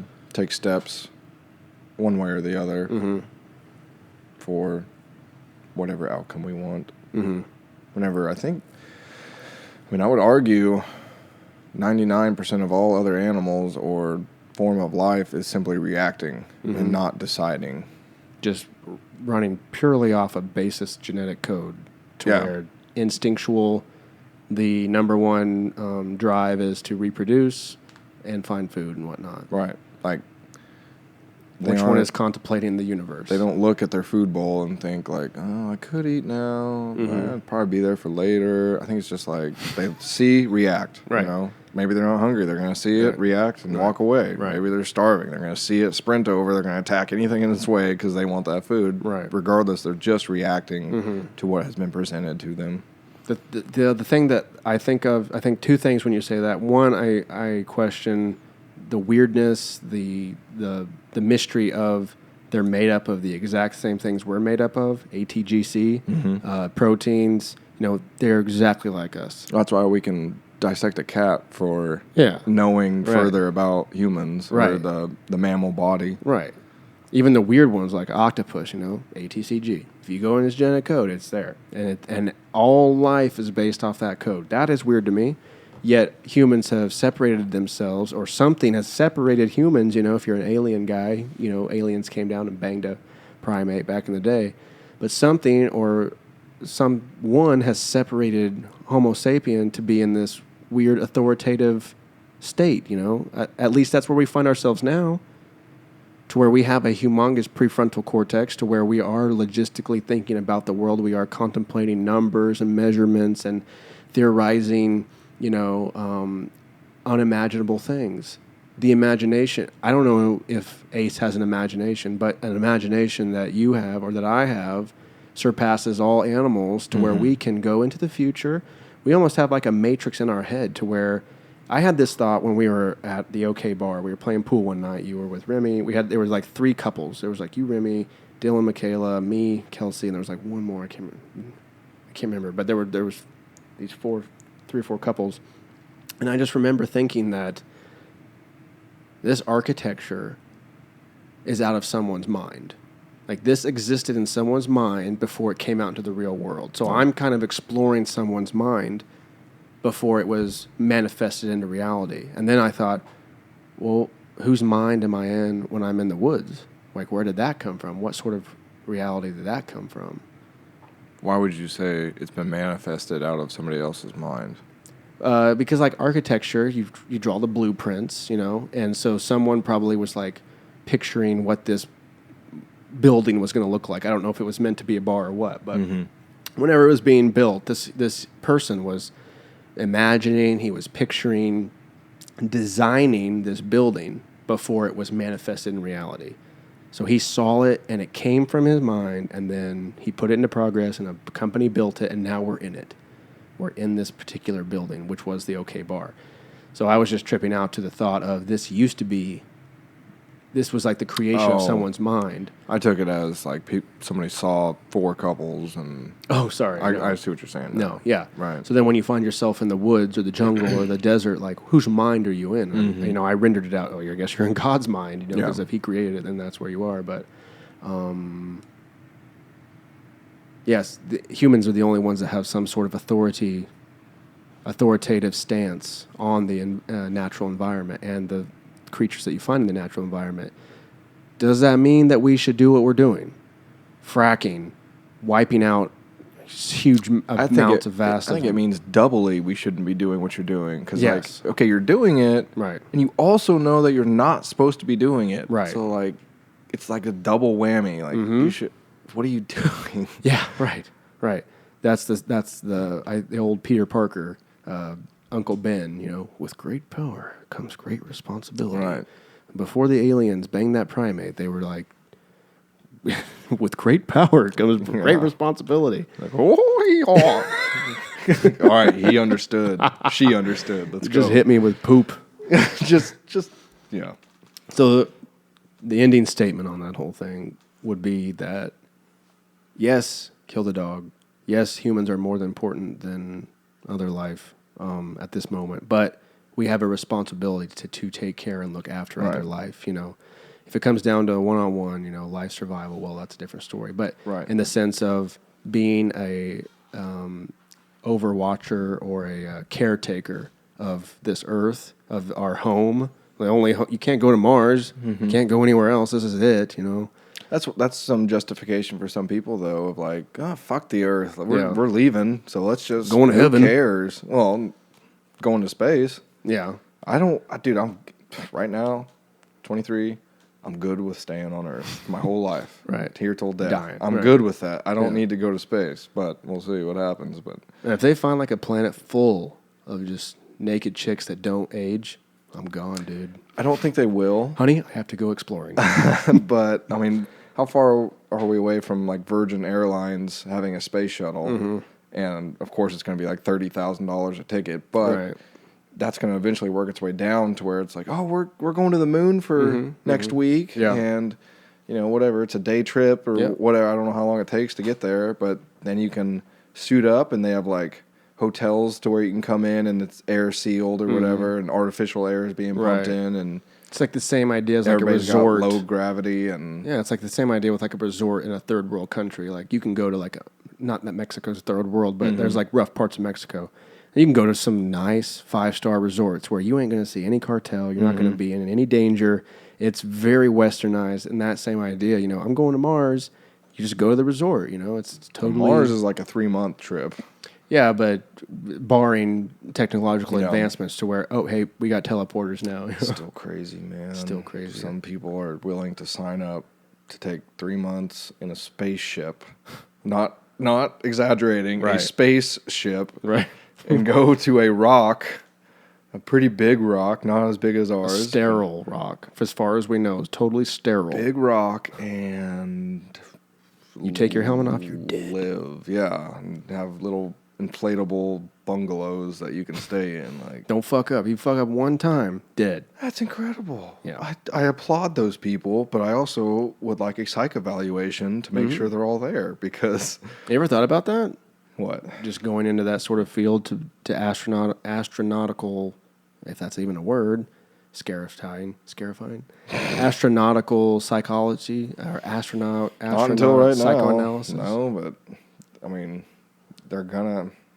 you have to see how somebody's gonna do under solidarity, under pressure. You've seen The Martian, you know, a character in his shoes would have to do similar to what he did, and I don't remember how long he was there or whatever, but like 2 years or something. Yeah, that's unrealistic that you're gonna still be sane, psychologically sound. Right. And if you are, you probably are going to come away with some traumatic scars, like mental scars that you're going to realize. Horrible. If you can even go back to Earth. Like, going back would be like worse, because now that you're here and you're alone. Right. Oh, dude, just take where you are right now. You're sitting across from me doing a podcast. Now reverse it 2 years ago, wherever you were 2 years ago, and now take that point and then put yourself on Mars. All the way to this point right here. Right. Like, back in 2014, August 2014. I think I was going back to school after a gap year. So the entire time that you spent at school, going back, working valet, all that is spent by yourself on a desolate rock in space. Where if you don't provide for yourself, you're going to die. Yeah. Any little sort of screw up, you're dead. No, thanks. I can climb water towers. I can get about that high, and then it's like, all right. Yeah. Planes are all right just because I have 2-3 hours worth of faith. I can just kind of hit the boost button on my faith and all right, I'm going to trust this plane to stay in the air. Oh yeah. Although Europe was like a 8.5-hour flight. Strange. Brutal. Yeah. Brutal. How many movies? You can watch, what, 4 movies? About 4 movies? Right. I mean, they had a good selection. A lot of new ones. A lot of like good old ones. Still, though, I mean, 4 movies. Yeah, right. If you see one and it's just like, finish. you're not even halfway there. Holy shit. I guess you could watch a whole season of like Game of Thrones. That wouldn't be bad, season it. Yeah, and just like binge watched where like you wouldn't even want to do anything else. No. Right. That's a good idea. Yeah. Save that for next time. Bring a laptop or something. Yeah. Charge it up or something. Wi-Fi in planes, that would be nice. If they could just hurry up and democratize that. Yeah. Stop making me pay. Right. Just like, hey, come on, we have it. Let's go for it. Right. Oh, awesome. Damn, dude, we've covered a lot. It's been a great talk. I mean, it always is, and people that are listening, hopefully they're just like mind blown. But for you and me, it's just another conversation between. This could be like getting off work and you just happen to catch a spark in a conversation. And it can just go. I don't know how many times we've sat around campfires or after school, after work, or in between lifts. Hey, dude, I just thought of something, or just. Our entire lives. This is kind of what we've been doing, right? What we've been discussing. Yeah, we've had a lot of good influences. Dad talks about this kind of stuff. His mind works this way, and we have really badass friends that also partake in these sorts of conversations. It's one of the best things about Alex, I'd say, is that you can kind of just lay some shit on him, and he'll have a good point to take with it. He's intelligent to keep up with how high you go. Right. He usually enhances it.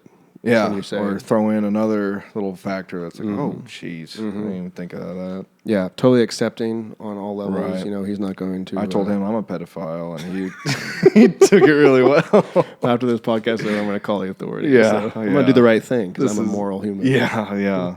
Get me help. Jail cell. I'm going to get you a blow-up boy. Oh, man. That would be the best Christmas present ever. What a way to end. I don't know if we should end now. You've just admitted to something. No. Okay, I retract my previous statement. Yes. I'm not a pedophile. Yes. All of you that take things straight literally. And single? Yes, single. If there's any ladies out there that want to pay for a date, I will eat the food. That pay you for buy. A date? Yeah, I'm for equality here, and I'm not a sexist. Oh boy, that's for next podcast. I would love to talk equality with you. I'm joking. I'll take you out on a date if somebody hits me up. I'm going to say you previously on the podcast, you mentioned how you have 2 of the most high-paying jobs you've ever had. So if the ladies listen to it, they may be taking you to Red Oak. Maybe they'll skip to this and be like, "Oh, I'll take him out." I'll go. He's probably hurting on money. He sounds so intelligent. I'm going to take him out. No, it is nice though. It's nice because there's one time I was out at 505 for a England tripper's birthday, and we were there, and her roommate was there. Super hot, super good-looking roommate, and I've seen her around campus before, and we probably didn't have a class, or else I would have stared holes in her by now. But I've definitely seen her, and so night goes on. Everybody keeps drinking, and finally, I guess I had heard stories about this girl already, to where when she gets really, really drunk, she likes buying tequila shots. So I was like, I'm going to hang around. Well, I was like, all right, I know that. And this was me getting back. This is probably like a week or 2, maybe 3 weeks after getting back to America. Yeah. And so I'd spent like all my money in Europe. I took it as basically a vacation in a way, just like no expense is too much. I'm here to have my hedonism takes over, like where's the pleasure here? Because I'm taking it. Right. And so she buys a shot for the whole table, and she's one short. And so she passes them out, and she's the only one that doesn't get one. And she's like cool with it, you know. She's like, all right, everybody drink, you know. And there was somebody next to me who didn't have one, so I guess she was like too short. Or she had one, and then a guy sat down next to her, and she like gave it to him. Right. Asshole. Yeah, I know. I was like, are you going to seriously take that? Anyway, but not sure where I was getting at this, besides it's awesome to have money, because now if I ever see her again, I'm going there tomorrow night. If anybody's at 505 tomorrow night, hit me up, tell me you listen to the podcast, I'll buy you a shot. But sweet. She I felt so bad because I couldn't return the favor. You know, usually I'm good with buying somebody. It's a nice gesture. Right. You know, even like a lot of times Colby and I will go back and forth a lot. Mm-hmm. Like almost whoever's the first to order will get the other one a drink. Right, like it's just courteous. It's no big deal. Yeah, it's whatever, $5. I don't care. And so it'll be nice to have a little splurging money to where it's like, all right, you bought everybody a shot. Now I'll buy you. I thought 6 shots. how that story was going to end was you walked over and said, "Let me buy you a shot," and then you took a shot with her because you bought her one. Like $3 in my account. I mean, I had to buy. You should have overdrafted it. That was your chance. The girl that I was there with and the birthday girl, I had money for 2 shots, and even they were like, "Give me a fuzzy nipple or whatever," and I was like cringe, like that's gonna be like a whole $10 or like per shot. There's like I had just enough. Yeah, I had just enough to cover those 2, and unfortunately, it was after the table shot of tequila, so I give them those 2. She's like, "Where's mine?" I was just like, "Oh my god, you can't say I'm poor," and then, like that's not gonna get you laid. I have $2 in my account, lady. What do you expect me to Listen. do? So now, if I see her tomorrow or the next time I see her, fucking, she's gonna die with alcohol. How much is that Patron bottle? Yeah, dude. I mean, I felt so bad because in Europe I was just like, dude, I was balling, just I don't care, just it's like Monopoly money. It's not even real, and it's actually more expensive than America. But I just didn't care. It felt so good, and then I get there, and I don't even have enough to buy her one single shot. The one that's the beauty. Yeah, and the top notch. But oh well. So now I have it in myself that next time I see her, I'm getting her back with some tequila. Don't spend that $20 bill. That's special. That's my emergency $20 bill that you keep in your wallet, just kind of folded up in the corner. Like that's for buying hot chicks. shots. Yeah. Because this one time, yeah. I'm about 10 short. Just take it back. I don't need it because I have to keep this 20 on me at all times. If you read a book someday, I felt like it's such a I want shithole. the preface to include this story. Man, I felt like such a shithole. So. I don't know. I'm glad I'm working. It's not fun, like I'm a hedonist recluse in itself as far as just I get home, I just kind of shut my door and go to my room and just stay there, and I just you have a hammock for a bed now. Yeah. So I forgot to talk about that. That's all right. I figured. I want to know a little bit about what the decision behind this was based out of. A buddy of mine named Colton. Walk into his room one time, and like from one ceiling to another ceiling, there's a freaking hammock. And I was just like, what is that? And he's married and has a kid too. Married and has a kid. This was pre-kid. Okay, this was before he had a kid. But he did have his girl still. And he was just telling me about it. I was just like, oh, that's really cool, All right. So some time goes by, and then, I don't know, I just, I'm into travel stuff and everything, and I've gone camping plenty of times, but I'm always a ground sleeper. You set up your tent, you get in your tent, you zip it up, and you're sleeping on the ground. And, waking up, you're not rolling out of bed, you're rolling off the ground. Right. So, I mean, it's not fantastic. But, so I did some more reading on it about, benefits or anything like that. And I'm a stomach sleeper, and that's bad for your back. It's bad for your lower back because your belly kind of pulls your back like an inward. arc. Yeah, you have a hyperextended arc in your back, and that's not good for back. And I've had back trouble before, and really, I don't really know what spurred the purchase, but it was just like, I'm just gonna do this. And benefits now, My back feels all right. It's not like a miracle or anything, but I mean, it feels all right. The space in my room has increased like double. I get like double the room that I had, so I just like duplicated the amount of room that I have. And mine's even on a stand, which takes up room. Right. Yeah, I didn't want to mess with drilling holes in the wall or anything, but so that still takes up room, but it's better. Cons, your lack of mobility, so it's kind of tough to sleep on your side if you're a side sleeper. Sometimes I'll be on like my right side and my head kind of off the side of my face, I guess, kind of off the side of the edge of the hammock. And then my right leg kind of coming down straight, and then my left leg behind me kind of hanging off the back end. And because like if you're in the middle, you're going to get bananaed and like just it's cozy, but for sleeping just straight on your back, I don't really do well. I got to like put my feet somewhere. Con, no sprawling, like you can just jump on your bed and just completely limbs every which way, and there's not much of that. But I think I'm hoping at least for the long run, it would be nice to travel with a hammock and be able to sleep, like have a good night's sleep and wake up, rested and refreshed, and not having to carry around a bed type deal all the time. Mattress of some sort. Right. Yeah, or even like a sleeping pad. They're really light, but still it takes up a lot of room. And, you can get a hammock down to the size of a notebook or something, About the size of a softball is what I saw at Bass Pro, the E-News, E-N-O or whatever. No, Eagle Nest Outfitters, E-N-O. Is that what I said? It's a brand. You said like E-N-U or something. Oh. E-N-O. Oh, sorry. But that's what I meant, E-N-O. They're supposed to be top of the line. They're about like that. They're literally that big. The biggest one was called the Jungle. Just the Jungle.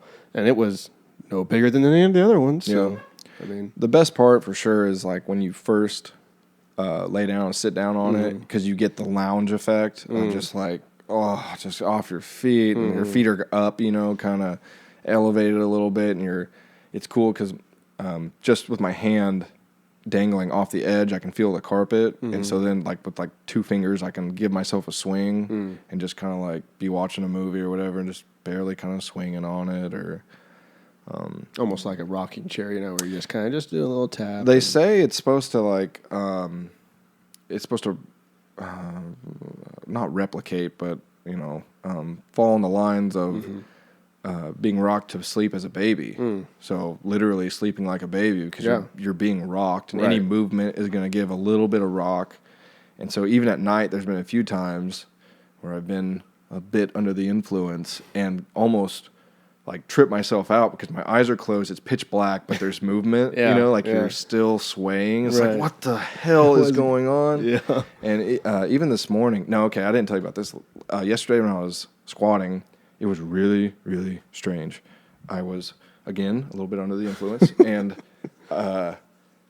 as I'm squatting, it's been a while, and so it was pretty tough. I'm like, as I'm coming up, I'm holding in air and like letting it out as I get up. And so that will sometimes get you a little lightheaded. They just painted the walls like this blue. I don't know if you've seen it. Been there yet. Yeah, they painted the walls in the weight room, and they have nothing on it, to where my whole vision was this blue wall. Yeah. No Arnold picture. Remember they have that Arnold picture up? Nothing. It was just blue wall. And so I started coming up and get a little lightheaded, and like it was like an ocean, like movement all along the walls, and I was just like I had to rack it and just kind of like re-stabilize myself because it was literally like this blue wall in front of me. I was looking at like a turning ocean of, I don't know, it was moving. It was really strange.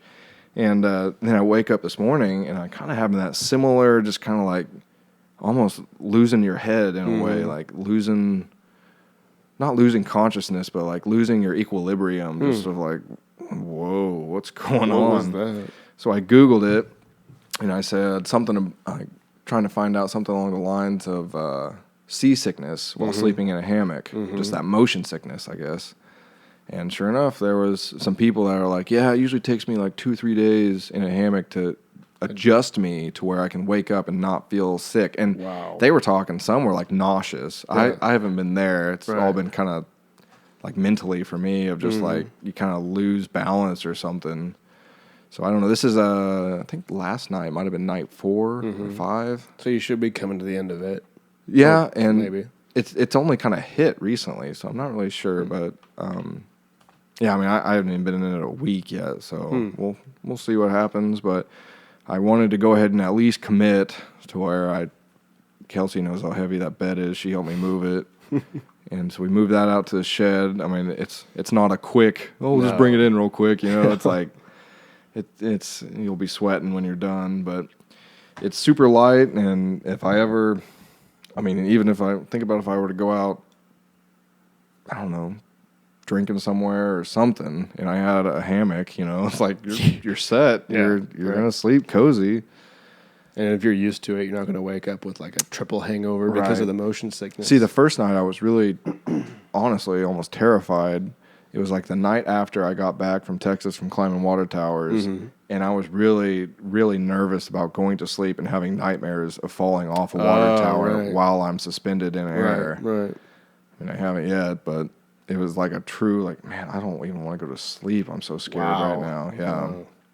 So there's that, and it definitely adjustment. I mean, the first night I didn't want to go to sleep because I didn't know what was going to happen. And then you don't want to go to sleep, but you're that tired, and you know how late I stay up. So it was like 5 a.m. Like the sun's about to come up, and then I'm not going to sleep. You know, once I see the sun, and so then you don't sleep that well. So that kind of worried me the first night. Like, I slept like 4 hours. It wasn't even that well. I'm tired, grumpy, but it's getting better. It's taking adjustment, but I mean.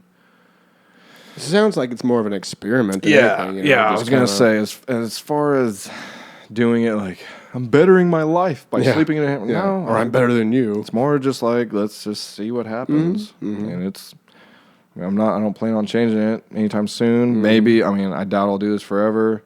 I have yet to sleep in it with 2 people. So whoever wants that shot tomorrow, just by saying, I listened to the podcast, all you got to say is... Did you hear the part where I haven't slept with anybody in my hammock yet? Yeah, so. Don't be surprised when you walk into his room and see a hammock. Yeah, right. I don't know. Should I tell them that before I, like... Oh, by the way, I sleep in a hammock, or should I like let them be surprised? And I mean, what I would do is... And I have to set the scenario up, but if you're at the bar having a good time and there's a group of people and you're all laughing, telling jokes, I think when everyone's kind of past the tipsy part and they're like drunk, not like belligerent drunk, but you know, just feeling real good, and people are kind of telling stories, you know, and just be like, I'm gonna tell you guys something, or something. A week ago. Get this, guys. I don't sleep in a bed. You know, just like you got to craft your words very well. You know, problem is the girl that I want to sleep with. Do I tell her, like, if she's in the circle? Do I bring that up? Do I wait? You say, yeah. No, you don't wait. You bring it up, and you're like, I read a study that sex is 10 times more potent in a hammock. Yeah. Guess what's in my room? A hammock. No, I mean, I don't know. That's a water that you better tread real carefully, because that could be a make it or break it. Yeah, it could be. I could say it. Be a girl pipes up. Oh my God, I want to try it. You know, it's like if I would have had a bed, that wouldn't have happened. I don't know. I think connotations with a bed are not great either. If you walk into a room, a guy's room, if you're a girl, and you walk into a room and there's a bed, instantaneous assumptions. Right. Sex on the bed. Right. Cuddling, whatever.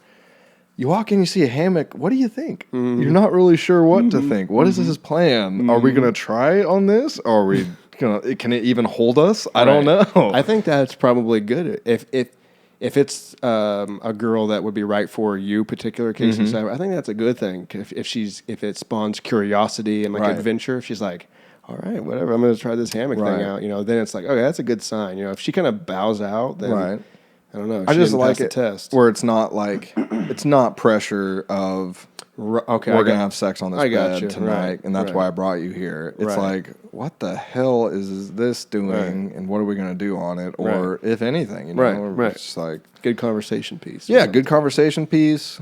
You know, and like you said, a girl that would fit up with me is definitely going to be curious about things. And so maybe that's what it would be of, just try it out. Or I've never been, I've never like slept a whole night in a hammock or whatever. Right. I don't know. I think you said it. Pretty much just experiment. I saw it in a buddy's room and I was just like, man, that's really cool. Read some reviews on it. Said some were like great, fantastic. Some were like, I did it a week, couldn't do it, or whatever. The text message I got from Kelsey was so freaking funny. Dude. It was it come in a pretty big box. Yeah. First it was you got a box. Then it was Casey got a box. Casey got a hammock.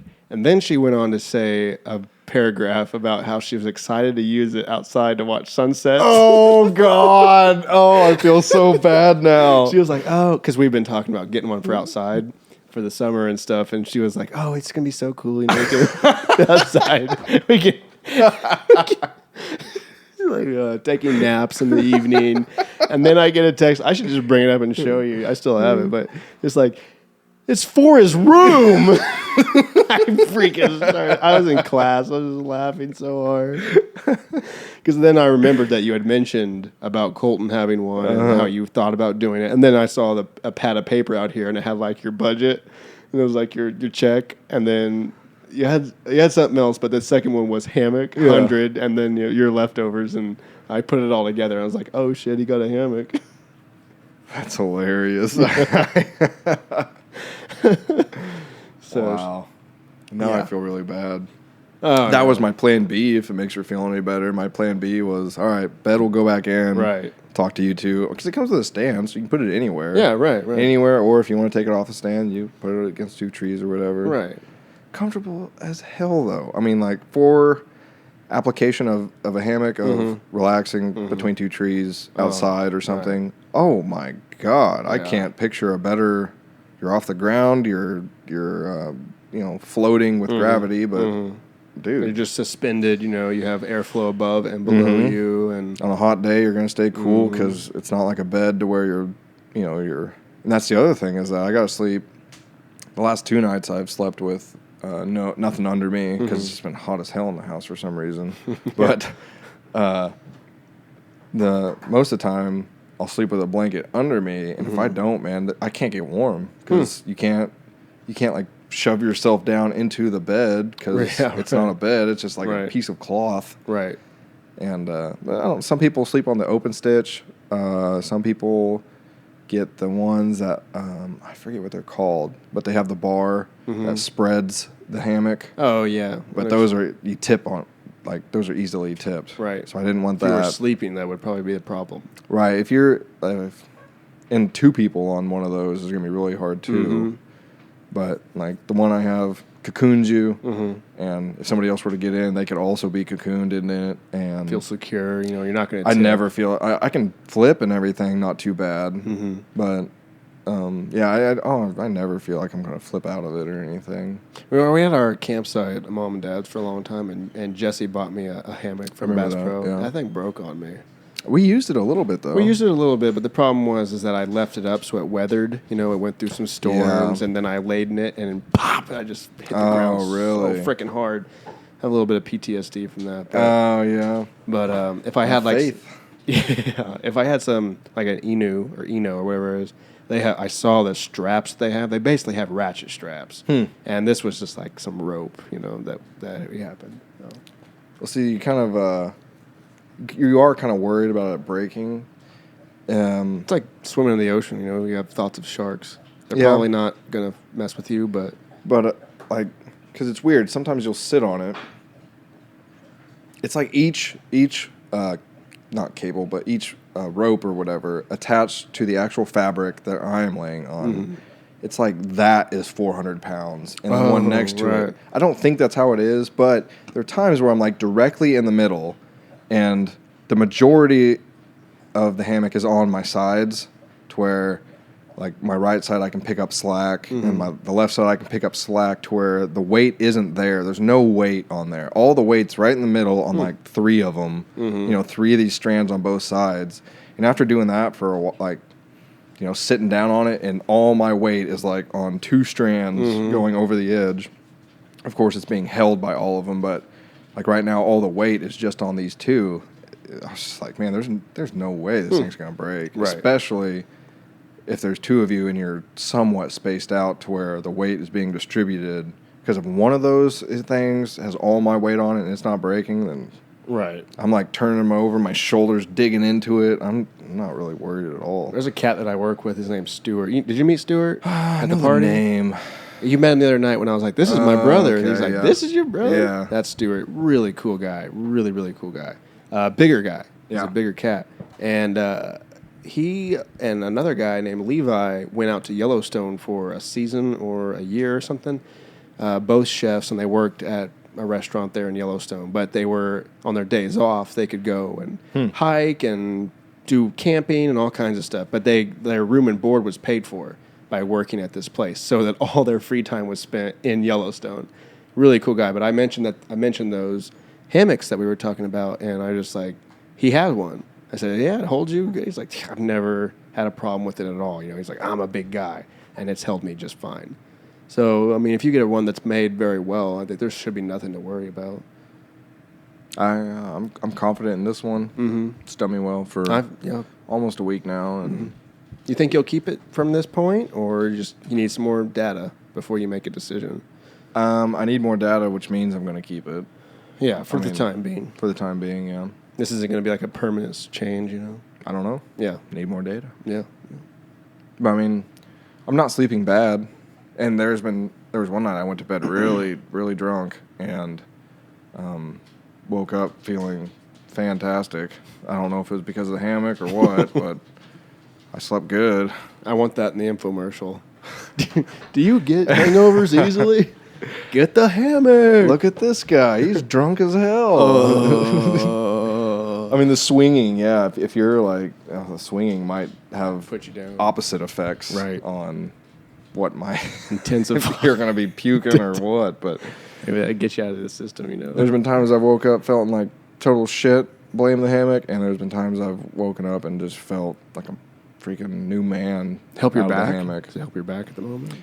I mean, they say the way you lay with your legs kind of up and your back kind of up, that it's kind of the opposite of laying on your stomach, to where it pulls your back apart. Like Releases tension. There's no pressure points. Like in a bed, you'd have pressure points on your body, and in a hammock, it's just clean. There's no point of more pressure than not. And so they say that's good for your joints and back and for sleeping. What if I could talk Marty into doing that? He's got a bad back. I don't know. Problem is, Susan would never allow it. if you're like moving around or something, because there is a lack of mobility. Right. There's a lack of sprawling, and I've slept on my back before, or on my stomach before. You have to sleep kind of diagonally because it flattens out, and you are kind of laying flat if you're diagonal. So I have done that, but it's a lot better if you're sleeping on your side, or it's almost like sleeping up against a wall sometimes, because you can like sleep on your side, but the top half of you is like leaning back. But since the hammock is coming over you, you're like it's holding you up, like, so you're kind of laying on your back, but you're on your side. Okay. So it's weird. I kind of get it. Like you're on your side, but you can lean back because the fabric behind you is holding you up. So I mean, there's like different ways to sleep on it, and of course, we always do our research. So I mean, how do you sleep on it? What's the right way? What's the wrong way? Well, I think it'll help out in the end. I mean, it's going to be beneficial unless you fall and break your neck or something. Right. But like if you're going to get used to it at some point. You're going to learn like, all right, I sleep the best this way, so that when you do, go on your long trek to Oregon or Canada or Mexico or wherever you go, and you do decide to sleep in a hammock, you're going to be very familiar with it, to where you will get a good night's sleep, and you will be able to travel and do your experiences with a lot of energy and vigor, rather than just be like like a sleep hangover where I was in a tree and my back hurts and everything. It's like, no, I've done this before. Yeah, I think that's important. If you're going to go on a long hike, start walking. Just start walking every day. Even if you don't have, like, when you were thinking about doing the Appalachian Trail, I suggested that you just go to Elk City and walk the border with your backpack, just over and over and over again. Is it the funnest thing to train that way? Is it the most efficient? Nah, but it will help you. I mean, it's like a 4 to 6 month hike. So I mean, you can train and be ready whenever you start, or after that first month, you're going to be in shape and After the first month to be on the trail. Yeah, like after being on the actual trail, like it'll whip you up into the shape that you need to be in to do it. So. If you make a month. Yeah, I think that's more determination than it is physicality. Maybe. You just stay with it. I would encourage physicality preparation Not of some sort, you know. Been on the couch all summer. I'm gonna go hike this later. Appalachian. I don't think so. There's Appalachian and there's Pacific Crest. Pacific Crest. That's right. I want to do the Pacific Crest. Do it. Do you think you will? I got to get out of debt first. Well, what would it take for you to do the Pacific Crest? Like, what does it? Where does it start? And starts. You can start either. It goes north and south. And it goes from north to south? Either way. Oh, okay. People start. Oh, I got you. Typically, people start in the south. And so you start on the Mexican border. You can, like, touch the wall. Mm-hmm. And then whenever you get to the end, you can touch the Canadian wall. Oh, cool. So you literally hike south to north through America or north to south. I think most people start in the south. I want to say it's a little tougher when you get north because you get into the mountains. And there's like... one whole day will be starting at the face of the mountain and getting about halfway around it. And then you have to camp, and you're not even going forward hardly, you're going around this mountain because you can't go over it. Right. And so, like, there's a whole day right there, and you're only halfway. And then the next day, you finally get around to the other side of the mountain. So there's, like, 2 days where you just literally walked around a mountain. Just one mountain. Yeah. And you're in a whole range of them. But then there's also walking through like Arizona and stuff. I'm not sure the exact states it goes through, but like in the Arizona desert, there's big cats. Ooh. And so you're walking and it's just flat land, and there's people that have been stalked by cats. Oh God. So like, if you're being a dumb fuck or something, you have earphones in and you're not paying attention, eating your jerky. There's like a cat that is like big cats. You're talking panthers and cougars and mountain lions. Here's your. Oh, see, it's California. It's just no, it's Washington, California. Yeah, it's through California into Washington and Oregon. Yeah, you start almost like Mexicali. I think that's called right there. And so that's LA, that's like Long Beach. And you cut inward. So it looks like, I don't know if Yosemite it looks like you walk through Yosemite, or at least close by it. And then you come back to the top around Sacramento, Oregon, and Washington. So I bet right here is what you're talking about, the mountains. Range. Yeah. Would be a lot of desert right in here. See, well, then some people will start in the north and kind of get the tougher part over with, get out of the mountains, and then end up south. But I mean, think about the climate in all this. So you start in the south, you're not going to be carrying much. You're going to be packing light, it'll be cold in the night, so you got to have that. But and then you get up to the south, and it's going to be like get up to the north, and it's going to be like the exact opposite. You want to have layers, you want to have. You're not probably drinking as much water as you would in the south. And then, if you're here and you want to go to Portland, like people do that. People take breaks. How would you not? Yeah. If you're at Portland, look, you pass right through Seattle, you pass through Portland. So people stop and take, a week off or something and then start up again, or... This right here would be hellacious. Yeah, I think that would be pretty not bad. Be fun. Look at that right there. That is desert. Yeah, that is that pure looks brutal. Saharan desert. Anyway, well, I hope you do it, man. It would be really good for you. It would be a great accomplishment. See, that's why people are like, "Oh, what are you doing? What are you doing? What are you doing?" It's like, well, I'm in a lot of debt. I have student loans, and that just doesn't go away. If I take 6 months off to go hike this trail, it's going to be like double. Compounding, So it's just like, you know what? I got these good jobs. Let's throw some money at this stupid crap that's hanging over my head. Right. Get out of all that, and then to where, I mean, it probably wouldn't take over $1,000, and then you'd have all the resources you'd need. Probably be good to have, I don't know, because people take cards, I'm sure, people take cash. You got to pay for some stuff, on the way. It's going to be not much, but I mean, need something in there. Right. Would you take a cell phone? I think I've thought about that because my first love of the movie Into the Wild, he drops it all. He goes totally... He died. He also died. I think I would go more on a modern nomad approach, and because there's like Instagram accounts of people who travel, and it's like, well, I met this guy in India or whatever, and I think that's perfectly reasonable to be able to keep a phone and kind of document it. Right. And, you know, I think it'd be a lot more fun to look back on, too. Taking pictures and video and just using a voice recorder to record thoughts. You're going to have a lot of thoughts out there. Yeah, and definitely like a journal and stuff. I mean, it'd be a lot more fun to look back on all the path that you paved for it rather than just recollecting what you remember and some sketches. Yeah, and it's like, you know, just kind of what you can remember, and you didn't bring a phone or, you know. And, you know, my family had a burial for me because they thought I was dead. You know, like, we haven't heard from him. He should be back. Oh, my God. I don't know. I think, like you said, a modern day type of approach is appropriate because, you know, like I'm thinking of Grandma Seifert and you stopping at Portland. I mean, what's wrong with you checking in and making a little Facebook video saying, hey, I made it to Portland and I've uploaded all my pictures I took on the trail. And, you know, she's not going to walk that trail. She's not going to be able, she's not physically capable at this point in her life. And so now she can vicariously do it through you. And it's kind of like you're spending time with her. You're almost telling her personally, like, here I am. I'm doing this. I'm doing that. It's kind of talking points too. Whenever you bring it up to somebody, and it's like, oh, I saw you did that. And it's like, oh yeah. And you can elaborate on that a little bit without having to rethink of every single thing there was. Right. Right. And there's tons of little trinkets and things that can charge your phone on the trail using solar panels or whatnot. So it's not that big of an issue to keep it charged or all that kind of stuff. So I think I'd like to keep it somewhat modern, but at the same time, I do like disconnecting. Would you take any weapons? Pistol? No. Bowie knife? I think that's kind of asking for trouble. What about the cats? I think it's asking for trouble. I think I have faith in law of attraction.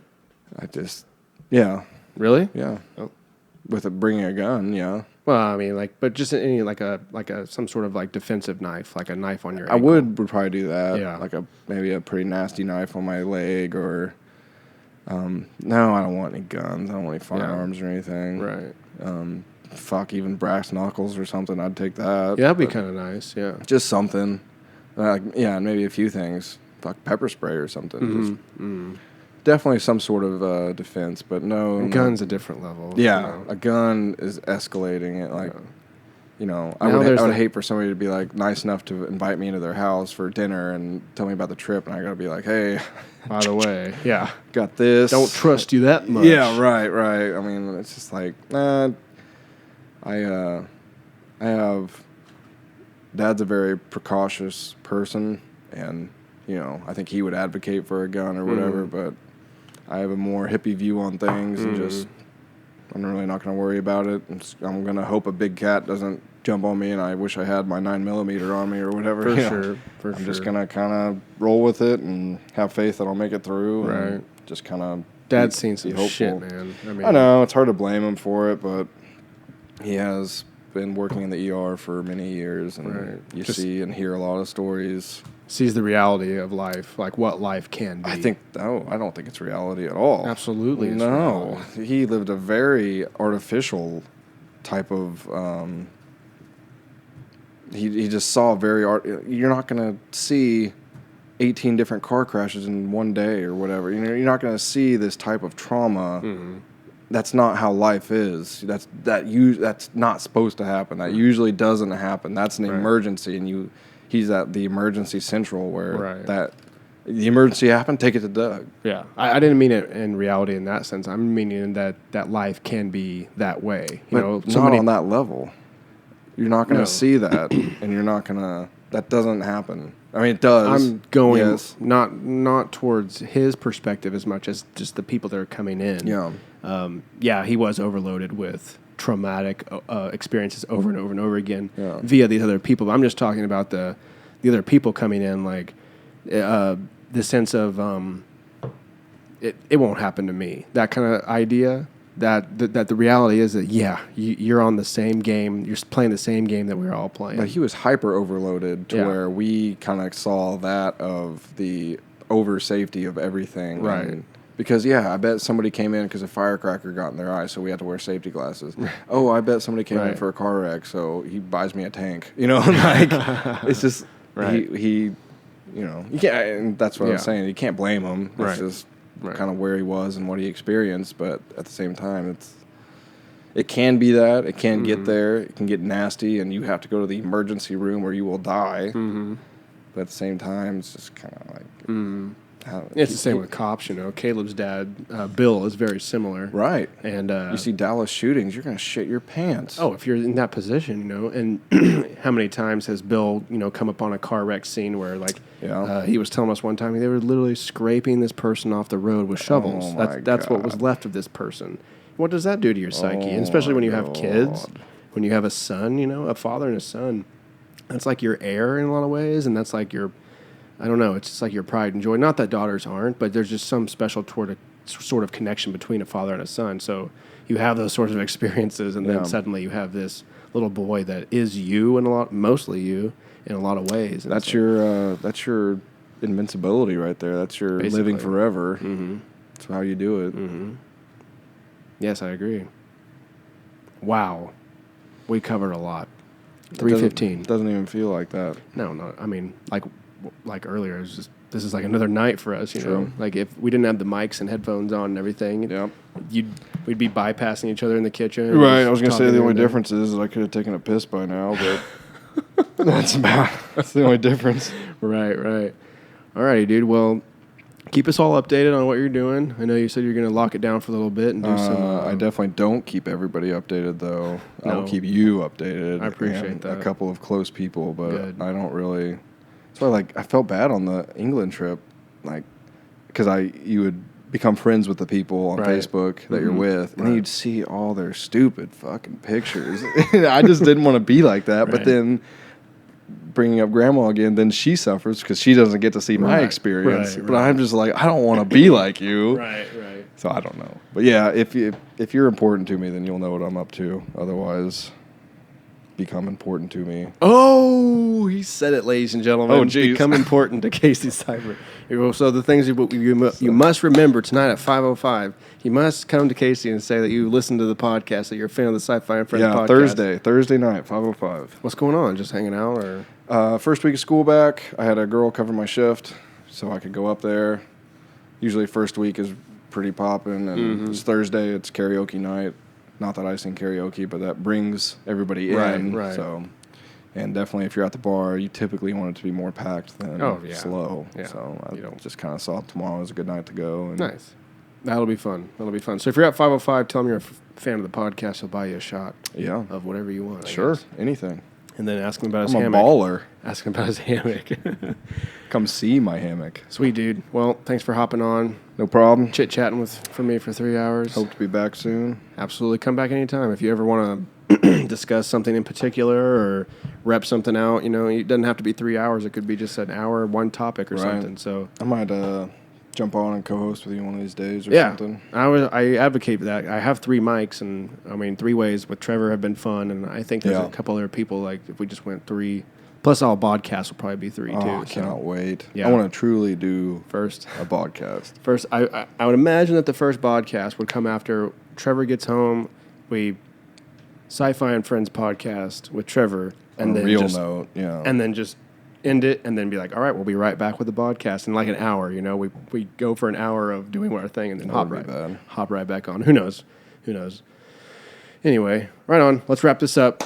Everybody, thanks for listening. I hope you enjoyed this conversation. Hopefully it stimulated your neurons within your mind, and that you question your reality and what you're doing here and what's moral and ethical. Should we bring back the mammoth? Should we keep animals locked up in a cage? Should I sleep in a hammock? Should I walk the Pacific Crest Trail? All that good stuff. I hope you enjoyed it. We will be back next week, Monday and Tuesdays. Every Monday and Tuesdays, we push out a SciFi And Friends episode. If you want to come on the SciFi And Friends, shoot us a tweet at SciFi And Friends on Twitter. Or if you have suggestions on someone that you want to hear on the SciFi And Friends podcast, shoot us a tweet or hit us up on the Facebook page All right, everybody. Thank you for listening. Have a great week. Peace.